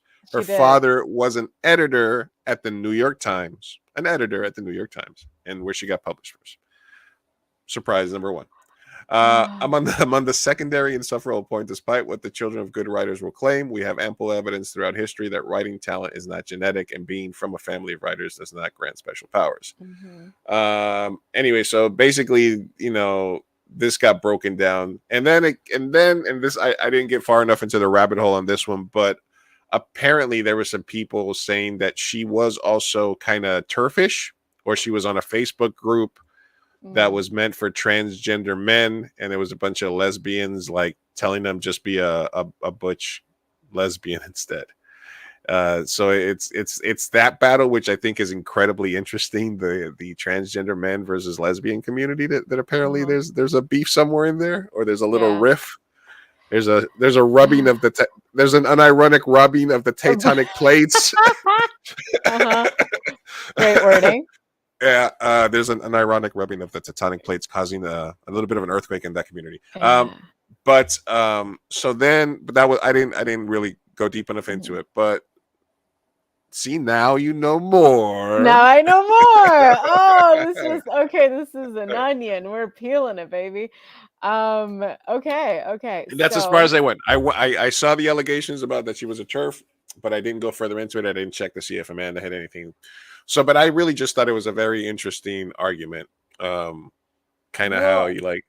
Oh man, yeah. So, yeah, that whole video did not sit well with me. I'm like, you're saying come from a long line of writers, family of writers, and that at 24 you got published on your daddy's journal, and that you never did any schooling, so you're not educated. But however, you are somehow qualified to be a critic because you have a point of view. Yeah, fucking everyone has a point of view. What the fuck are you saying? You're okay. I'm angry now. I don't think I like her. I don't like you. Oh no. Okay, so here's the thing. I feel like punto y aparte, the issue of the film and the big tits and the DMs and all of that, that's separate because that's its own issue. Again, I don't know what she wrote. I don't know what the movie was like. But her as a person, yeah, she sucks. She definitely sucks. Listen, the LGBTQ community, it's not all great people, and I don't think I like her very much objectively with the context that I've been given, and I don't think I trust her judgment. So if I'm gonna put two and two together, I'm gonna say that I'm on the actress's side. Okay. Yeah. Because what the fuck? What are you? Oh my god! And I think she did it for clout. At this point, I just think that she's a rich kid who did it for clout. That's my conclusion. Yeah, she's the fact that she's so very like I'm like she had to go out of her way to make a video that points out exactly like how qualified she is. And mind you, she said no qualifications. Yeah, she's like, look, I didn't have a lot of formal training. I'm just good at this shit. I'm naturally good at it. And I'm from a point of view. I come from a family of writers. A long line of writers. She literally thinks that because her daddy was a writer and he got her published at the New York Times at 24. Like, how insufferable did she have to be? Like, she probably went to like Wesleyan or some other like, some other weird ass college. And then she comes back and she's like, Daddy, I want to be published. Yeah. Here, can you submit this to the culture? And then he's like, oh God, okay, fine. And then he has to go to the fucking culture editor and be like, hey, Sandra, what's up? Hey, how you doing, Billy? He's like, oh, hey, would you mind taking a look at my daughter's article? Yeah, sure, Bob. I'll take a look at it. Is it for like back page, something like that? You want me to throw it in there? He's like, no, could you like consider it for like the front page? I can't do that, Jilly. Remember that one time I caught you? I'm sorry. I don't know. Gotta love nepotism. Man, it is rampant in Hollywood. And scene. Jeez. So anyway, I thought it was an interesting story. No, I love it. I fucking love it. That took me on a fucking wild ride. Yeah. I don't like her. Oh my God, I don't like her. Jeez. Oh. But is that like the right wing of like the LGBTQ movement?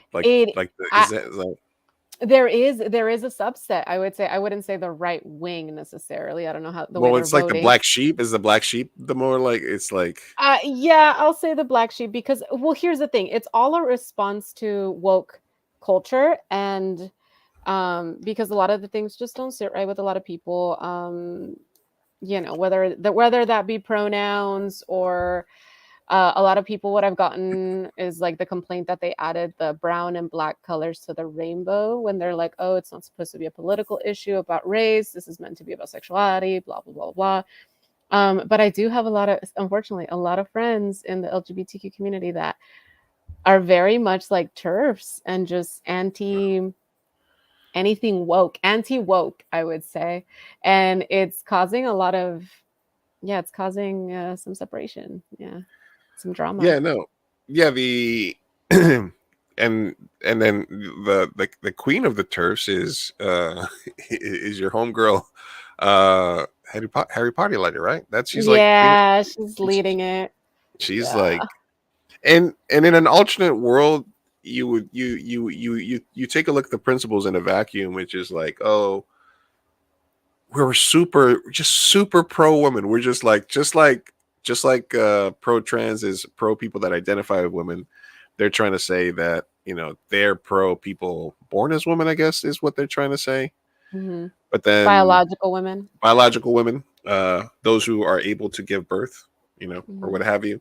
And they're so angry at trans men or trans women that I don't know that it causes some infighting, right? Is that like, because I'm assuming that most of these are like, because if you're fighting for one, to them it must feel like you're fighting for one thing and like pushing a stone up a hill, and then somebody like when you get the stone up the hill, it just like kind of shows up next to you and is like, hey, I'm jumping. We did this, yeah. Like you're like, hey, we did it, and you're like, what? No, it's like. I'm jumping on though. I'm right here with you here. I'm full on, and then stuff like that. So I can obviously see the things that would make somebody a TERF, but I just think that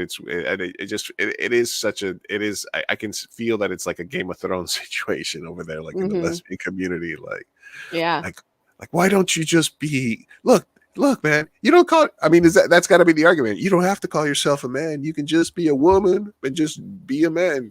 She's like, yeah, that's kind of the thing. I want to just be a man. I am a man. Yeah, but you could be a woman and a man. You could just dress. You could just get a haircut. Have you thought you thought about just getting a haircut? I think there is like a group of people within every single group of minorities that are just kind of like the rhetoric, I guess, of the bill. It's in just some people got to pay their loans, but then other people get it forgiven. Whereas even with like feminism, I mean, it was a movement initially by white females, and then once it started becoming more inclusive of other minorities, it's almost like they kind of wanted to stray away from it. I don't know where that comes from. I don't know if it's just like, I don't know. It's just probably prejudice, deep prejudice. Thanks for stopping by. Right. Sometimes says LGBTQ members feel like trans are slowly dominating their spaces in the narrative. Exactly. So like traditionally they feel pushed aside. Fully. That is exactly what it is. It's like there's this narrative and this like feminism, let's just say that. And then once, let's say, people of color into the feminism route, it's like, oh, now they're dominating the narrative. And so there's infighting that goes on. Kind of like you said about pushing the rock up a hill. But it's like, well, that's a separate issue. So right now what I'm seeing is a lot of the queer community, some are pretty angered that it's being tied with like, or so inclusive. The plus is what gets people. There's this whole movement of like our own. Did I cut off? Okay. You cut off for a second. Are you back? Okay. Yeah, I'm back. But yeah, no, she was basically saying like, oh, it's only LGB. Anything past that doesn't count.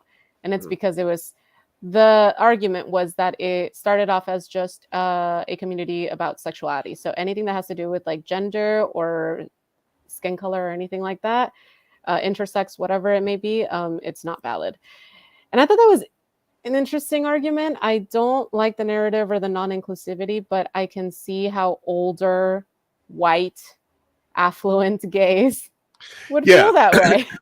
Yeah. And I think the one that this was a few years back when they turned on her was Martina Navratilova, who was like one of the first out, open, in your face lesbians in the 80s. She did as much for gay rights or acceptance or normalization in that time as anybody.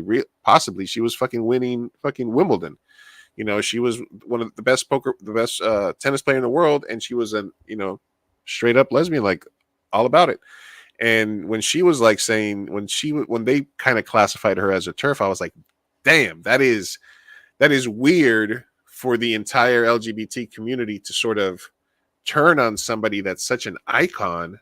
Yeah. And that's when I told you, I was like, it's like you're cannibalizing yourself. It's like, at the end of the French Revolution, when the people that were the original ones chopping people's heads off were the ones getting their heads chopped off, you know? Like the guillotine comes for you too. So I just think it's so fascinating that there is that infighting and that there is that cannibalization there, and it's those segments that are trying to be ultra progressive and continue to push forward and continue. Let's keep adding more. It's almost like they deserve two separate movements but at this point, like you said, the old affluent gay and lesbian, they're entrenched in society. Like their place is pretty much solidified. They've won their battle for the most degree. Obviously, gay marriage is still on the gay marriage is still on the chopping block, but yeah, you can't fight against new movements, right? You can't fight against the youth, right? Yeah. It takes us back to the whole Latino versus Latinx situation, right? Doesn't sit well with a lot of older Latinos. It doesn't. I think with the movement, there's infighting in that sort of generational form. Right. Yeah, but yeah, the accusation was that there was a Facebook group and there was a lot of like hardcore lesbians on there, and they would invite trans men into the group to talk about like options and stuff, and like, but really just be like belligerent them with like TERF stuff. etc. Let's see what you guys say. Right. There's some intersectionality problems in trying to classify some very interested into one LGBTQAI plus umbrella will cause friction international. Yeah. Keep adding. Exactly right. Yeah, but and you can say what you want about Dave Chappelle being a TERF, but he had a pretty funny bit in one of his not his last couple of specials where he just went full on anti-trans. But he had a bit about the gays are driving the car, and then the lesbians are there, and then the bisexuals are in the back, and then all of a sudden the trans guys, you know what I mean? Like the non-binary is like, I'll fuck anything, that's a pretty funny bit, and I think it was like 4 or 5 specials back. All right, anyway, I thought that was kind of an interesting battle. The other thing, like I said, that was our old topic that we were supposed to talk about, but we didn't, was Andrew Tate getting canceled. This was a funny one. Fear of getting canceled. First word incorrect is fear. I'm not afraid of anything. I don't live in fear. Second thing is cancel. If I was going to be afraid of anything on the planet, the last thing I'd be afraid of is getting canceled. Like, I've had people try to kill me. I have real enemies. As we stand right now, there are groups of men waking up who want a bullet in my head. I don't give a fuck. Some dork on the internet makes a video saying cancel Tate. Don't give a solitary shit. I have real problems. So just breaking down the sentence. I'm not afraid of shit. Would never be afraid of getting canceled. To answer the meta question as to, am I worried that someone's going to hear something I say and then be offended and then people aren't going to follow me anymore? Once again, I couldn't give a fuck. I don't give a fuck. I say what the fear of getting. Wah, wah, wah. He got canceled. He's still on Twitch, isn't he? No, they canceled his Twitch channel too. Yay! I mean, okay. Well, how do you feel about that? Because it goes to censorship a little bit. So how do you feel? What was your reaction?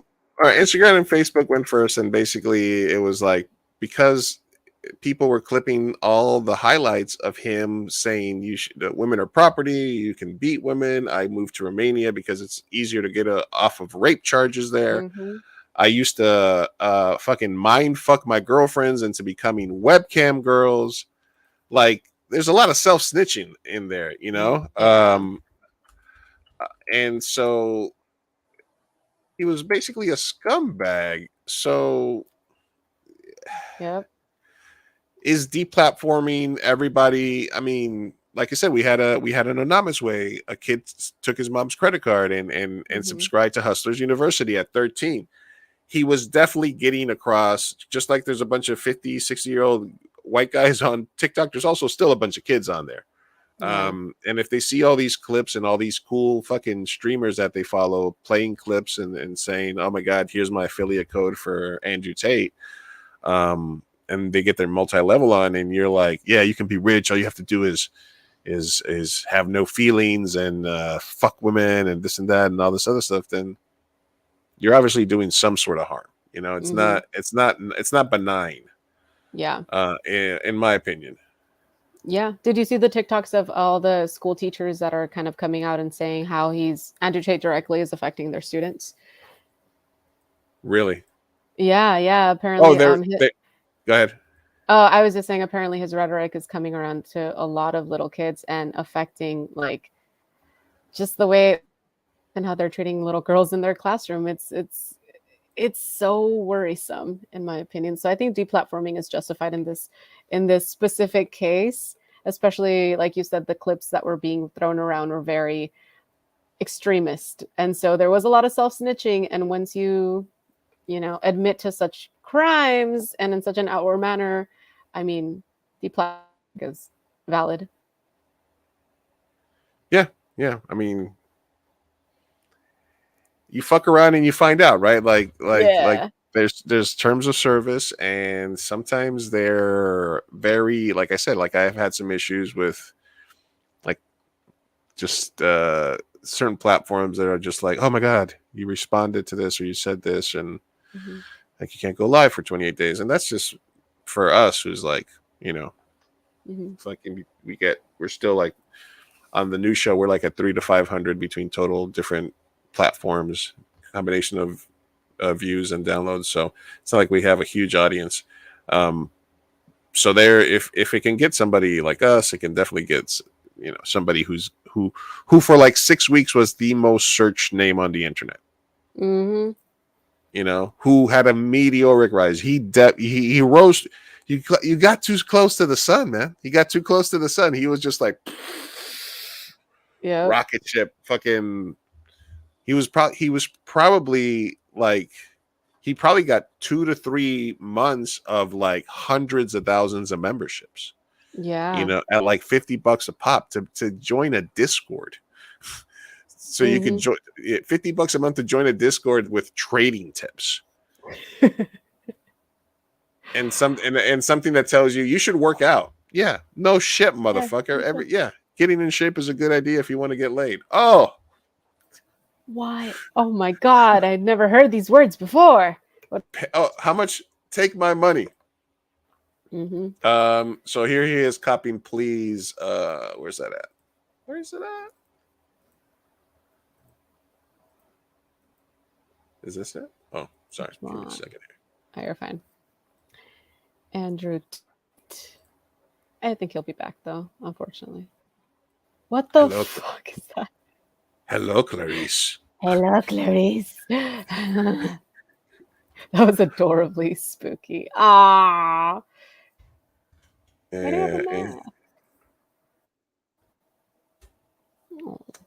I just took the cone off my dog because she was licking her butthole. Yeah. It's no longer bleeding, so that's good. She's a lot better. Thank you for asking. Yeah, please. Let me see what do they have any clips? All right, and he was on Tucker Carlson tonight. Oh, of course. Oh my god. So he got deplatformed. Uh-huh. And then he got interviewed by Tucker. All right, let me see if I can. If this will play. Of course he did. Tucker. I hate Tucker Carlson with a passion. He's also a little nepotism baby. He's head of the Tiki Torch gang, man. Mm-hmm. Tiki Torch gang. On social media until a couple months ago, we'd never heard of him. And then the other day, virtually every tech company on the planet banned him. Not just his presence, but also his ability to conduct business on the internet. He was taken off Instagram, TikTok, Facebook, YouTube, all of it. Cool. Then they started telling you that not only was he not allowed to talk, but you weren't allowed to like him because he was an incredibly bad person. And our view on that always is we'll decide for ourselves. We're adults and Americans, and we'll listen to anyone we want. We love the verbal gymnastics here. But what that person is about. So we sat down at some length and talked to Andrew Tate, and we wanted to show you some of it. Top G behavior, Tucker. Here's part of the The real top Gs are the whites. Am I right? I don't really feel like I've exposed anything. Like I'm truly not a very political person. This is the first time someone's experienced this level of ban. I'm not particularly right wing. I don't vote. I thought you weren't afraid to be canceled. I know. They didn't ban me for that. They banned me simply because I had large swaths of the population agreeing to very traditional masculine values, teenage men and young men. Well, the video that I wanted to play is the video that he did with a streamer that was up on Twitch. I lost it, but basically in it he was like, because I think he's going back to sort of doubling down, because I don't think Tucker wanted apologetic Andrew Tate. I think they wanted like, I don't think he's just going to be like super apologetic, but he did a video where he's like, I love women. I can't believe that they think I love, and everything I do is for women, and women are so important to me, and I'm donating so much money to women and this and that. So right afterwards, he was on Twitch before they banned him from that platform. But I don't think this is him being apologetic. I don't think. And 22, 23, 24 were looking up to me and aspiring to be like me. I'm a very traditionally masculine life. I have fast cars and a big house and a lot of money and a beautiful girlfriend. And they thought this was very, very threatening. And for some reason, they decided that it's better they annihilate me from the internet and replace me with somebody who's more aligned with whatever they're. I think it's interesting that he's the most, that there's so many ways to promote this, like Andrew Tate with Tucker, and yet they still had to add COVID response was massive overreaction, because the majority of their audience is like 60 and 70, right? It's still Fox. It's still Fox News. So I think that's interesting that in the title they even had Andrew Tate says COVID response. Like that's why is that? Who that's like the least important part of the interview, right? Yeah, how is that related at all?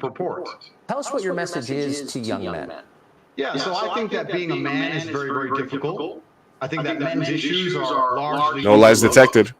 The people in charge of the world pretend to care. He's spitting. When somebody who's championing men's issues almost got it. Comes forward and finally manages to garner huge percentiles of the public support, I'm silenced. So they're not really interested in men's issues. And there's a lot of young men growing up today that feel very disaffected. They feel invisible. The agendas that are being forced down their throats are not agendas they align with, or they feel affinity to, or agendas they want. And I basically just say to men, look, it's a very hard life. You're going to need to get up, work hard. Is there a Fox show in his future? I think so. I think he found his home. He found his niche.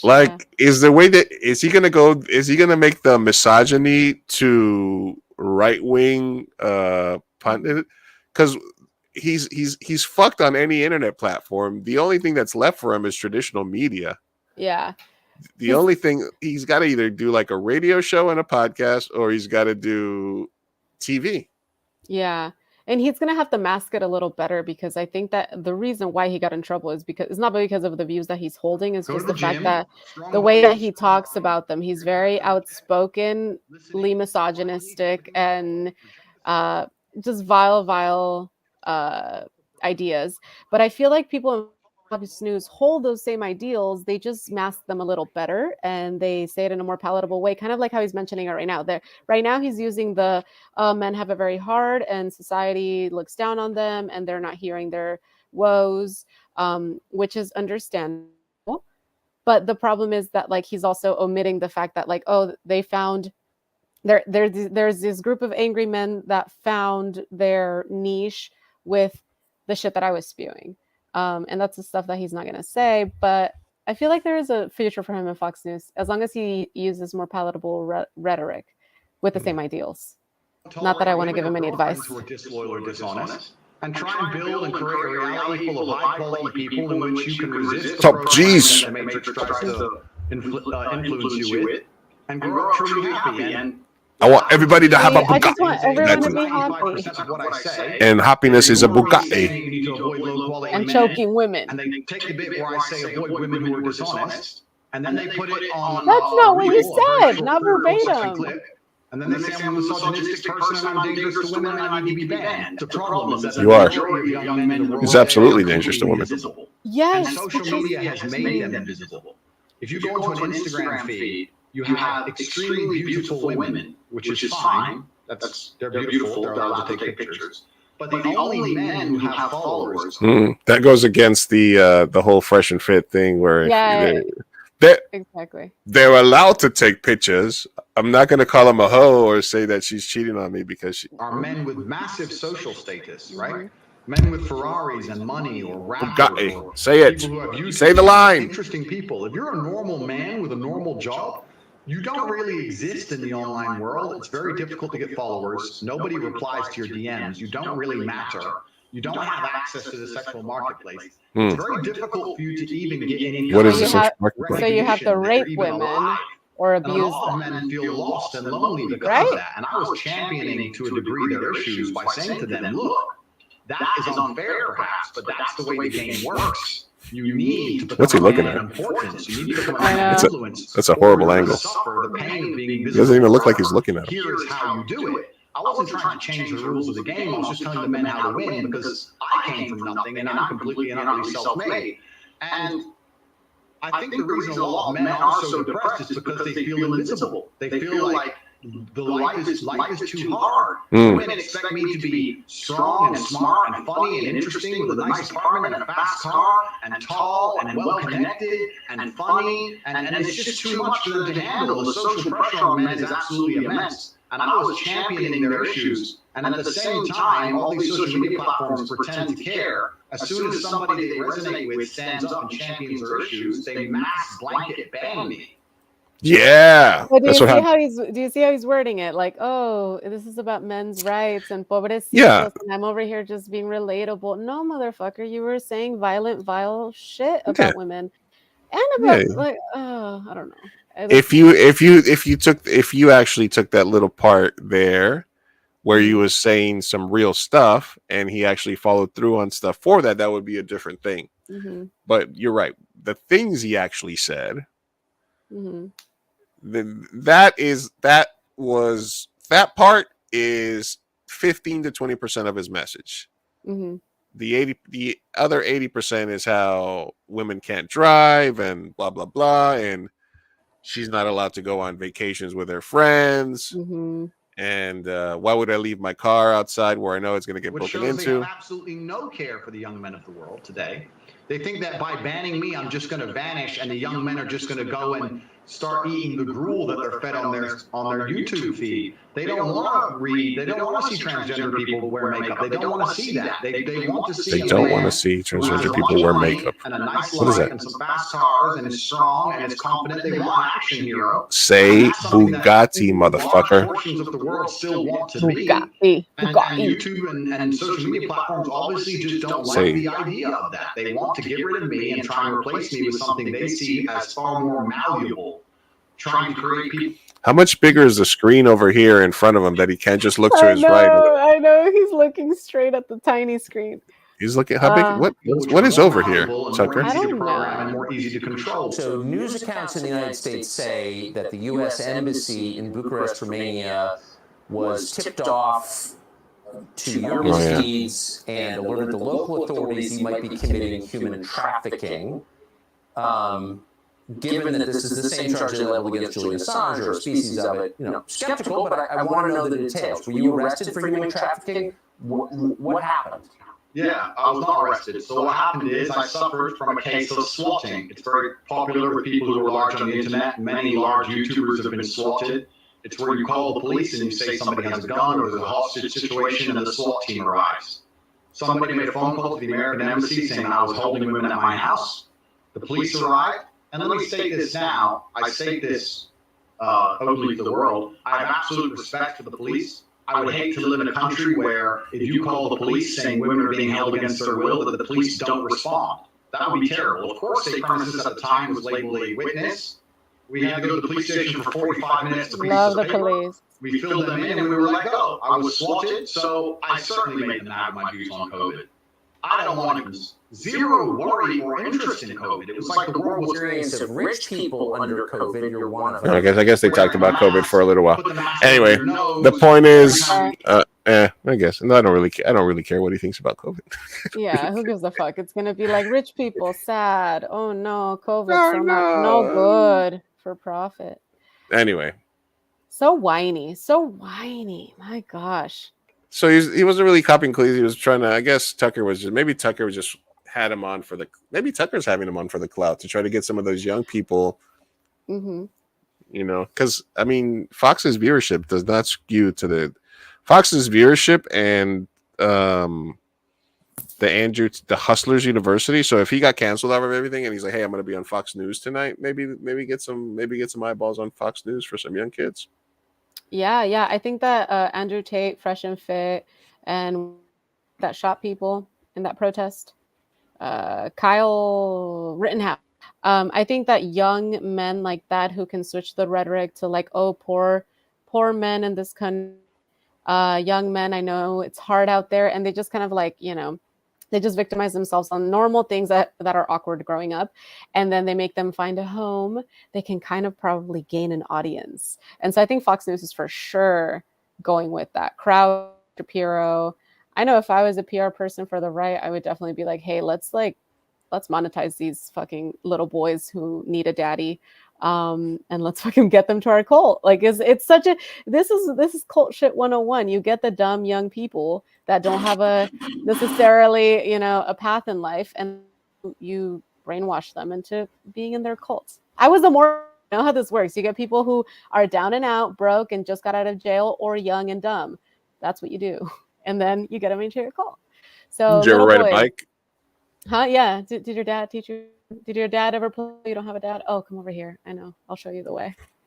It's very well. You know what they did in New York and Uptown in Harlem is they built a church and they built a massive like professional basketball court underneath, and you had to sit through like you could go play, but you had to like sit and talk with them and stuff like that. But it was like in the middle of Harlem, like that, like hardwood floors, backboards, basketballs, the whole thing. That's how they set up. That's how you get them, man. That's how you get them. That's how you get them. And I think so anyway, Fox News, I think that's for sure the path that they're taking. It would be in their best interest. Not that I want to give them ideas. Yeah, no shit. All right, so let's wrap up these last couple of things here, and then we'll get out of your way, everybody. Heather Morris, this is from Pop News. This is J-Lo News. What? Heather Morris alleges that several dancers were cut from the audition process of one of Jennifer Lopez's tours after Lopez found out they were Virgos. What? She whispered to her assistant, She looked at them and said, "Thank you so much for coming," and they had to leave. How do you feel about J-Lo possibly cutting dancers because they were Virgos? Oh my God, that is infuriating. Are you kidding me? Are you a Virgo? No, I'm not. But what the fuck does that matter? That doesn't matter. You judge on the dancing. What? It's like when you go on a date and then like, well, how would you? Okay, you go on a first date and it's all going so well, and then she asks, "When's your birthday?"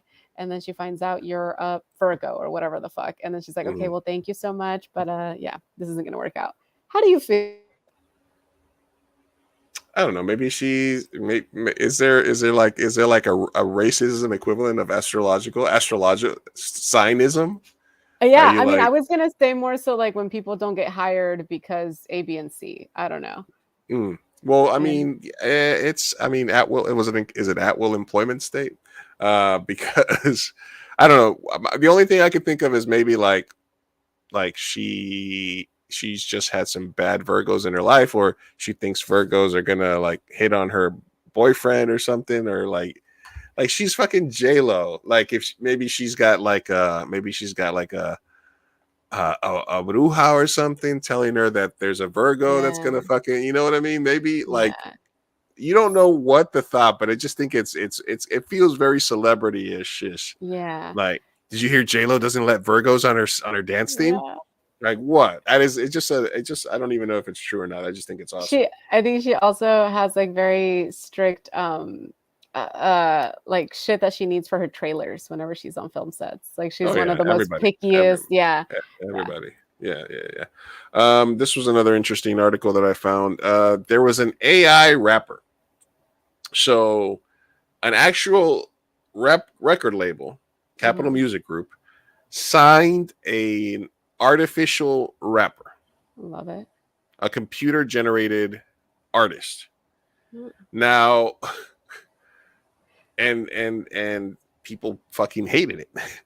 Why? Because he was a caricature of black art, of a black artist. They were showing like videos and stuff of him like getting arrested by cops, and the computer was saying the N-word. Oh, okay. Oh no. So rather than going out and just signing a backpack racker, and apparently it was like a white and Asian like A&R or somebody from a music group or something, they're like, let's make a fake black computer generated caricature. And his name was FN Mecca. And they actually had to put out a statement saying that it was severing ties with an AI rapper. I don't know. This just seems like I don't like it. And I don't like this future. I don't like this part of the future. I don't either. Is it bad that I want to listen to his music? I mean, goes on Spotify with if I'm like, hey man, this is a good song. What's up with this? Hey, I'm giving. Have you heard the latest FN Mecca? Wow, it's so good. All right, that's tone deaf. I mean, oh my Spotify. Oh my god. Oh wait, what the fuck is going on?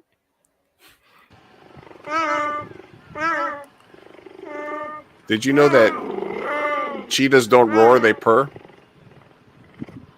Oh, I did hear that. They're so cute. Can you think of a more terrifying sound to hear when you're being eaten alive than that? Oh my god. You get chased down by a cheetah, and all of a sudden you're like, it's eating your leg, and it's like, and you're like, oh, yeah, I'd be like, ow, but oh, you're so cute. There you go. All right, let's see. We've got one last reaction video. Okay. I mean, you're getting rid of all the good juice. That is the good juice. Okay. Oh god, it's so pale. Now what? You're not just going to eat them like separately. That looks like dog food. Okay. Oh. What are you doing? Egg? No. Oh god. Ew, what is happening? Wait, this is gonna be delicious. Hold on. Have some faith. Why? Why? I don't know. Why are you doing that? Why? Are you going to bake it? Totally gonna bake I it. can see your feet. You're going to bake it? I can see your feet.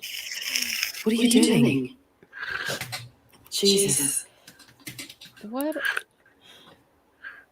No. Wait a minute. What are you doing? Oh, God, stop. Ew. What? Ew.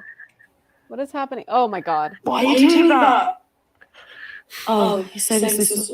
Oh. What are you doing? I love Reyka vodka, by the way. Don't you dead? Oh, no. No. Oh, send him to jail. Oh my God. It's like kibble. What is this for? I don't understand. Oh, you're going to bake it? Who are you feeding that to? Who are you feeding that to? Himself. Oh my gosh. Pants. Ew. Is it good? What are you doing? What are you doing? Is that mayonnaise? What are you doing? Not a burger. Avocado.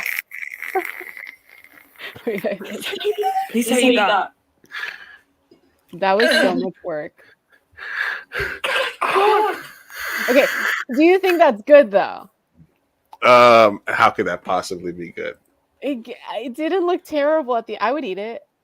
You would take a bite out of that. I would take a bite. I don't think I would like it, but I would take a bite. The shot was concerning. Everything was concerning. His feet. That woman was struggling. All right, this weekend Latinidad. Kristen Gonzalez. Yesterday we won. We ended last night in the New York State Senate. But state Senate, but they ended up with 58% majority, winning more than 26 percentage points. Neighborhoods across Brooklyn, Manhattan, and Queens recently elected a 27-year-old socialist Latina to office. I love all those words. And they were showing just kind of like the stuff they were putting against her. She said we need to abolish ICE and defund the police. Don't vote for to Kristen Gonzalez. She's too extreme for New York City. And I guess she looks like from her she's Puerto Rican and Colombian. Looks like love her. Green, New York. 27. She was supported by AOC. So she won, and it's a state Senate seat that takes part of Manhattan, part of Queens, and part of Brooklyn. It's a little section there. And then she had her party like at a Peruvian restaurant. Oh.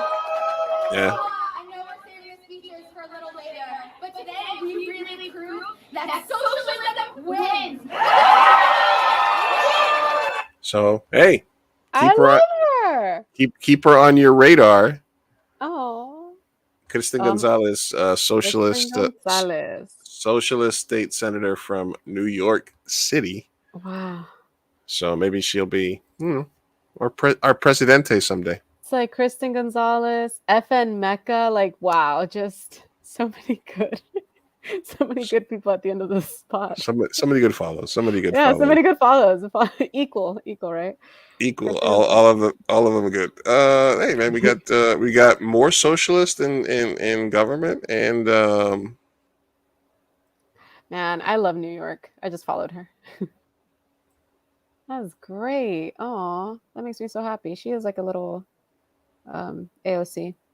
She's a little mini AOC. All right.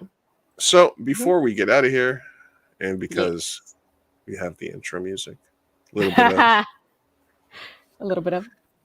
Now it's time for No names way. No names way. No names. Yeah. All right. So we have two questions today. Ooh, okay. Two questions. All right. First one comes to us from Missing Peace, who writes, what is your favorite dog breed? I am considering getting one, and I know both you and Sophia have 3. Mutt. I think I believe in adopting Rana's dogs. I don't like breeders. Yeah. So short answer. Yeah, I've done plenty of rants about my affinity for rescues and how overall, people need to change. So yeah, number one, adopt a dog. Don't go to a breeder. Boutique dogs and like specialized dogs and breed. Look. If I'm too fat to procreate, then my line should die out. And you got lots of dogs out there that can't even fuck. Right? Bulldogs don't breathe. Bulldogs don't fuck. They can barely breathe, but we're somehow keeping them alive through. There's people whose whole lives is jerking off bulldogs so they can make other little bulldogs. These bulldogs would not, they would just die out. Yeah. They don't have the capacity to exist without our help. There's people that give old fashions to bulldogs for a living. And then they take that old fashioned jizz and they put it into the female bulldog and then they force her to have puppies. Oh no. And that's just so they can sell each of those puppies for like $2,000 to $5,000 a piece. And the same with pugs and all these other fucking breeds. Like we used to be a proper country. No. So don't go through a breeder. Even if you want a purebred dog, there's so much overbreeding. Like people are in love with like Belgian Malinois and German Shepherds and pit bulls, and every dog has a season. In the 80s, it was the Doberman Pinschers, then it was Rottweilers in the 90s, then pit bulls.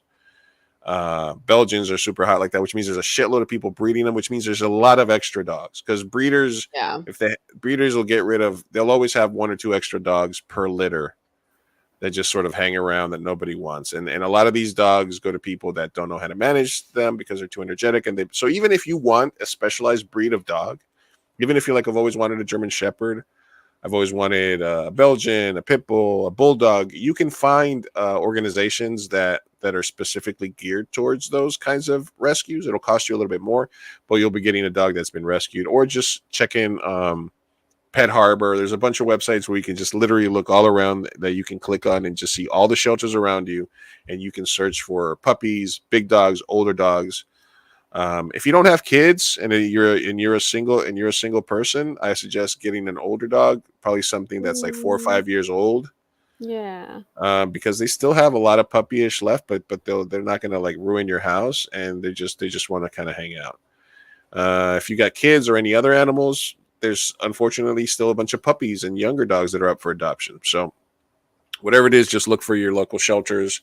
And there's, you get the good thing about shelters is that you get the dog fixed, and they usually come microchipped already. And that's a big deal because 4th of July shit, they can get lost. So just sort of what kind of dog have you always wanted? If you definitely want a specific type, then I said go to a shelter, and honestly just go walk through a shelter one day and you'll find a dog. Just definitely don't buy one. Definitely stop breeding, and let's try to stay away from these breeds that want to die off, but that we keep holding up.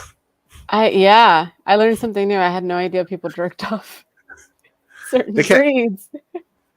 I mean, I'm not gonna throw too much shade at bulldogs. Maybe some of them are agile enough to fuck, but from my understanding is that they don't think they do it enough to like sustain the species. I think they've sort of look, hey, yeah, it happens. It happens. Oh my god. If I ever get too out of shape to fuck, that's when the line game is over. Yeah. All right. And then our next question comes to us from who does that? Who asks, I went on a date recently with a guy, and when we arrived at the restaurant, he sat next to me in the booth. Should I dump him? Is that a serial killer behavior? Who does that? Who does that? Who does that? I love that. That is serial killer behavior. Who does? Okay, do you do that? No. As a matter of fact, we went out for Korean barbecue about a month ago, and when we were walking out, there was a couple that was like a table right next to us, and they sat down and they both sat next to each other. And I was like, why? And it didn't look like they were they were waiting for anybody else. And it was Korean barbecue, so like you want your side of the table. Yeah. The only thing I can think of is if there's another couple. Yeah, on a double date, yes. But if it's just like a date of two people, what? Like I wanna look at you. I would sit across from you, talk to you.